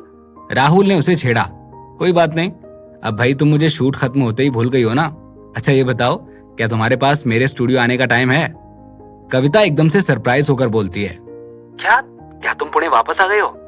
शूट कल ही तो खत्म हुआ था और तुम आज वापस भी आ गए और काम वापस चालू भी कर दिया। वाह, तुम्हारा डेडिकेशन तो बहुत तगड़ा है राहुल। चलो मैं आ जाऊंगी। ठीक है, मैं तुम्हारा स्टूडियो में वेट करता हूँ। राहुल ने ये कहकर फोन रख दिया। करीब 11:30 बजे कविता बहल, जो कि एक जैकेट में पूरी तरह से ढकी हुई थी, लव स्टूडियो में एंटर करती है। कविता जो कि पूरी तरफ से ढकी हुई थी, उसे ऐसे कपड़ों में देखकर राहुल ने कहा, अरे तुम यहाँ पर ऐसे क्यों आई हो? अभी तो ठंड बहुत दूर है कविता, अभी तो अगस्त ही चल रहा है और तुम अभी से इतना ढकी हुई हो। अरे बारिश में सब कुछ अच्छा है, बस मुझे न जाने क्यों बहुत ही ज्यादा ठंड लगती है। कविता को बचपन से ये समस्या है कि उसे सर्दी बहुत जल्दी पकड़ लेती है। राहुल ने कविता बहल के लिए एक कप गर्म चाय मंगवाई और कहा, तुम अभी से यहाँ अंदर तो उतार ही सकती हो। वैसे भी अच्छी बात है कि हम मुंबई में नहीं है, क्योंकि वहां की बारिश में अगर तुम्हें रहना होता तो फिर तुम बीमार ही रहती। एक ऑफिस बॉय चाय लेकर आता है और रखकर चला जाता है। एक सिप लेने के बाद कविता बोलती है, वाह ये चाय कितनी गर्म है। अच्छा मुझे बताओ ना, तुमने मुझे यहाँ पर क्यों बुलाया है? मुझे ये मत बोलना कि तुम मुझे मिस कर रहे थे और तुम मुझे लंच के लिए पूछना चाहते हो। राहुल ने एक मुस्कान के साथ कहा, क्यों, मैं तुम्हें लंच के लिए नहीं पूछ सकता? वैसे भी तुमने जो शो में कैमियो किया है उसके लिए मैंने तुम्हें अभी तक थैंक यू भी नहीं बोला है। राहुल के इस शो में न केवल मेन लीड और सपोर्टिंग एक्टर्स, बल्कि राहुल ने अपने अच्छे रिलेशन होने की वजह से काफी सारे फेमस सेलिब्रिटीज को भी गेस्ट एक्टर्स के तौर पर बुलाया था।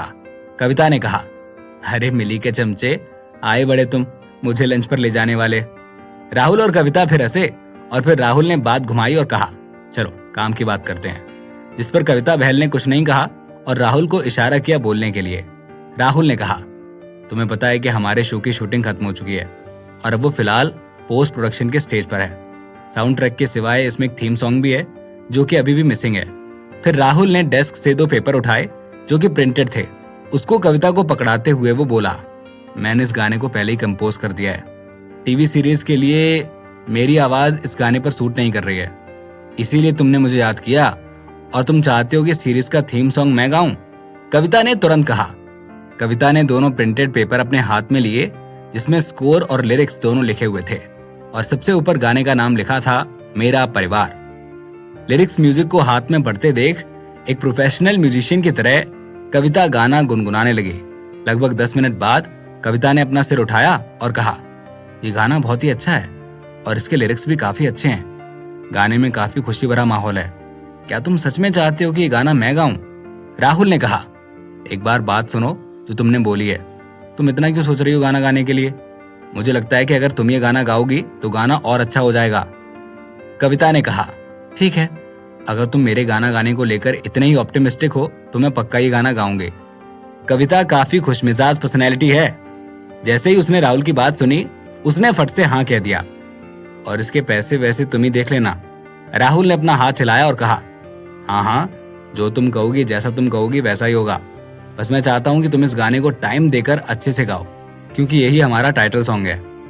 कविता फिर बोली, हाँ हाँ, तुम परेशान मत हो, मैं ये देख लूंगी। मैं अपने लॉयर से कह दूंगी कि वो एक कॉन्ट्रैक्ट बना दें। ठीक है। राहुल के पास एग्री करने के अलावा कोई और रास्ता नहीं रह गया था। अब अगर हम लोगों ने डील फाइनल कर ही ली है तो चलो चलते हैं। कविता ने दोनों पेपर्स को साइड में रखा और खड़ी हो गई। राहुल एक सेकंड के लिए चौंक गया और उसने कहा, कहाँ जा रही हो? कविता ने कहा, ऑफ कोर्स खाना खाना है। तुमने खुद बोला कि तुम्हें मुझे अच्छा खाना खिलाना है। राहुल खड़ा हुआ और बोला, ओह हाँ, चलो आज हम तुम्हारे मनपसंद का अच्छा खाना खाएंगे। दोनों लंच करने के लिए निकल जाते हैं। राहुल वैसे तो जानता ही था कि कविता उसे मना नहीं करेगी, पर वो गाना देखकर खुश हो जाएगी, ये उसने सोचा नहीं था। राहुल बहुत खुश है कि फाइनली अब उसका गाना भी तैयार हो जाएगा। लगभग 2 बजे वो खाना खाकर वापस स्टूडियो लौटे। राहुल कविता को वापस से स्टूडियो लेकर आया। दोनों पहले स्टूडियो के पास वाले कमरे में गए, जिसे रिहर्सल रूम कहा जाता है। वहां राहुल और कविता ने मिलकर गाने की बहुत अच्छे से रिहर्सल की। उन्होंने यही काम लगभग 2 घंटे के लिए किया। इसमें राहुल ने उससे बार बार गाना गवाया, उसे सुर बताए और उसे बताया कि किस लाइन को किस तरह से गाना है। 5 बजे के करीब कविता की तैयारी पूरी हो चुकी थी। राहुल और वो सीधे रिकॉर्डिंग स्टूडियो गए, जो कि उसी रिहर्सल रूम के बिल्कुल पास वाला रूम था। इस समय रिकॉर्डिंग रूम में कोई भी गाना रिकॉर्ड नहीं हो रहा था। Sound recordist Rajesh Thomas, sound engineer और साउंड मिक्सर ऑफिस में राहुल और कविता का ही वेट कर रहे थे। राहुल जैसे ही ऑफिस में घुसा, वैसे ही सबने खड़े होकर राहुल को ग्रीट किया और जैसे ही राजेश थॉमस ने राहुल को देखा, उसने खड़े होकर राहुल को गले लगा लिया और कहा, राहुल, तुमको आज कितने दिनों बाद देखा है। राजेश थॉमस और राहुल का रिलेशनशिप काफी स्ट्रांग है। राहुल ने राजेश थॉमस के शोल्डर को टैप किया और बोला, मैं चुरू में शूट कर रहा था और देखो, जैसे ही मैं वापस आया, मैं सबसे पहले तुमसे मिलने ही आया हूँ। मैं तुम्हारे लिए चुरू से कुछ लेकर भी आया हूँ। चलो अब झूठ मत बोलो, मैं तुम्हारी बात पर यकीन नहीं कर सकता और मैंने तुम्हारे हाथ में तो कुछ देखा भी नहीं है। राजेश थॉमस ने राहुल को बोला और फिर कविता की तरफ देखकर कहा, तुम्हें नहीं लगता कि इंसान मुझसे झूठ बोल रहा है? आप इनको मुझसे ज्यादा अच्छे से जानते हो, कविता ने हंसते हुए कहा।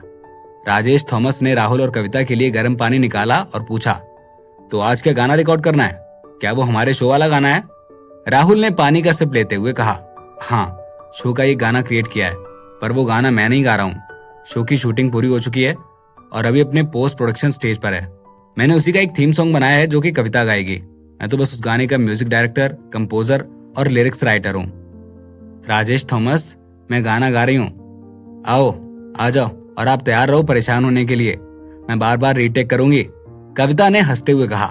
राजेश थॉमस ने फिर एक मुस्कान के साथ कहा, कोई बात नहीं, मैं दिन भर यही काम करता हूँ। राजेश थॉमस ने फिर अपना सिर हिलाया और बोला, एक बार मुझे अभी यही गाना सुनाओ ना। कविता बहल पलाश की कंपनी में अभी पिछले 2 महीने से ही जुड़ी है, लेकिन उसने इतने में 2 गाने ऑलरेडी स्टूडियो में रिकॉर्ड किए हुए हैं। बस वो राहुल से थोड़ी सी कमजोर सिंगर है। इंडिया में ऐसा कोई सिंगर है ही नहीं जो कि राहुल की एबिलिटी को मैच कर पाए। कविता वैसे तो अच्छी ही है, उसने हर गाना 2-4 बार में ही फाइनल रिकॉर्ड किया है। राहुल ने कहा, हाँ कविता, मुझे लगता है कि तुम माइक पर जाकर ही गाने की प्रैक्टिस कर लो। वैसे भी अभी हमारे पास बहुत सारा टाइम है। ठीक है। कविता ने अपना सिर हिलाया और वो वहां से निकलकर सीधे रिकॉर्डिंग रूम में चली गई। ये लीजिए, मैंने इसका म्यूजिक तैयार किया है। राहुल कंसोल में बैठा और उसने एक USB flash drive Rajesh Thomas के हाथ में पकड़ा दी। राजेश थॉमस ने उस यूएसबी फ्लैश को कंप्यूटर में लगा दिया। पहले उसको सुना और फिर उसके बाद गाने की फील के हिसाब से उसकी कुछ फाइन ट्यूनिंग की। इसके बाद उसने कविता को ओके का इशारा किया, जो कि रिकॉर्डिंग रूम में थी। जैसे ही म्यूजिक शुरू हुआ, कविता ने अपनी आंखें बंद की और अपने आप को गाने में डुबो दिया। उसने गाना गाना शुरू किया, पर यह गाना इतना आसान नहीं था। पहली बार जैसे ही कविता ने पहली लाइन गाई, उसने नर्वसनेस में एक मिस्टेक कर दी थी, पर वो इस बात के लिए रुकी नहीं, क्योंकि वैसे भी ट्रायल एंड एरर प्रैक्टिस थी। वो पहले म्यूजिक के साथ फेमिलियर होने की कोशिश कर रही थी। वो चाहती थी कि वो रिदम में आ जाए। एक लॉन्ग सॉन्ग रिकॉर्डिंग प्रोसेस शुरू हो चुका था। रिकॉर्डिंग सेशन 5 बजे शुरू हुआ था और 8 बजे तक पूरा गाना फाइनली रिकॉर्ड हो चुका था। राहुल की हुई मेहनत उसके शो के लिए क्या रंग लाएगी? क्या कविता का गाना अच्छा रिकॉर्ड हुआ होगा? आगे चलकर इस शो में क्या क्या नई चीजें आने वाली हैं? इस कहानी में क्या होगा आगे? जानने के लिए सुनते रहिए सुपरस्टार पापा, सिर्फ पॉकेट एफएम पर।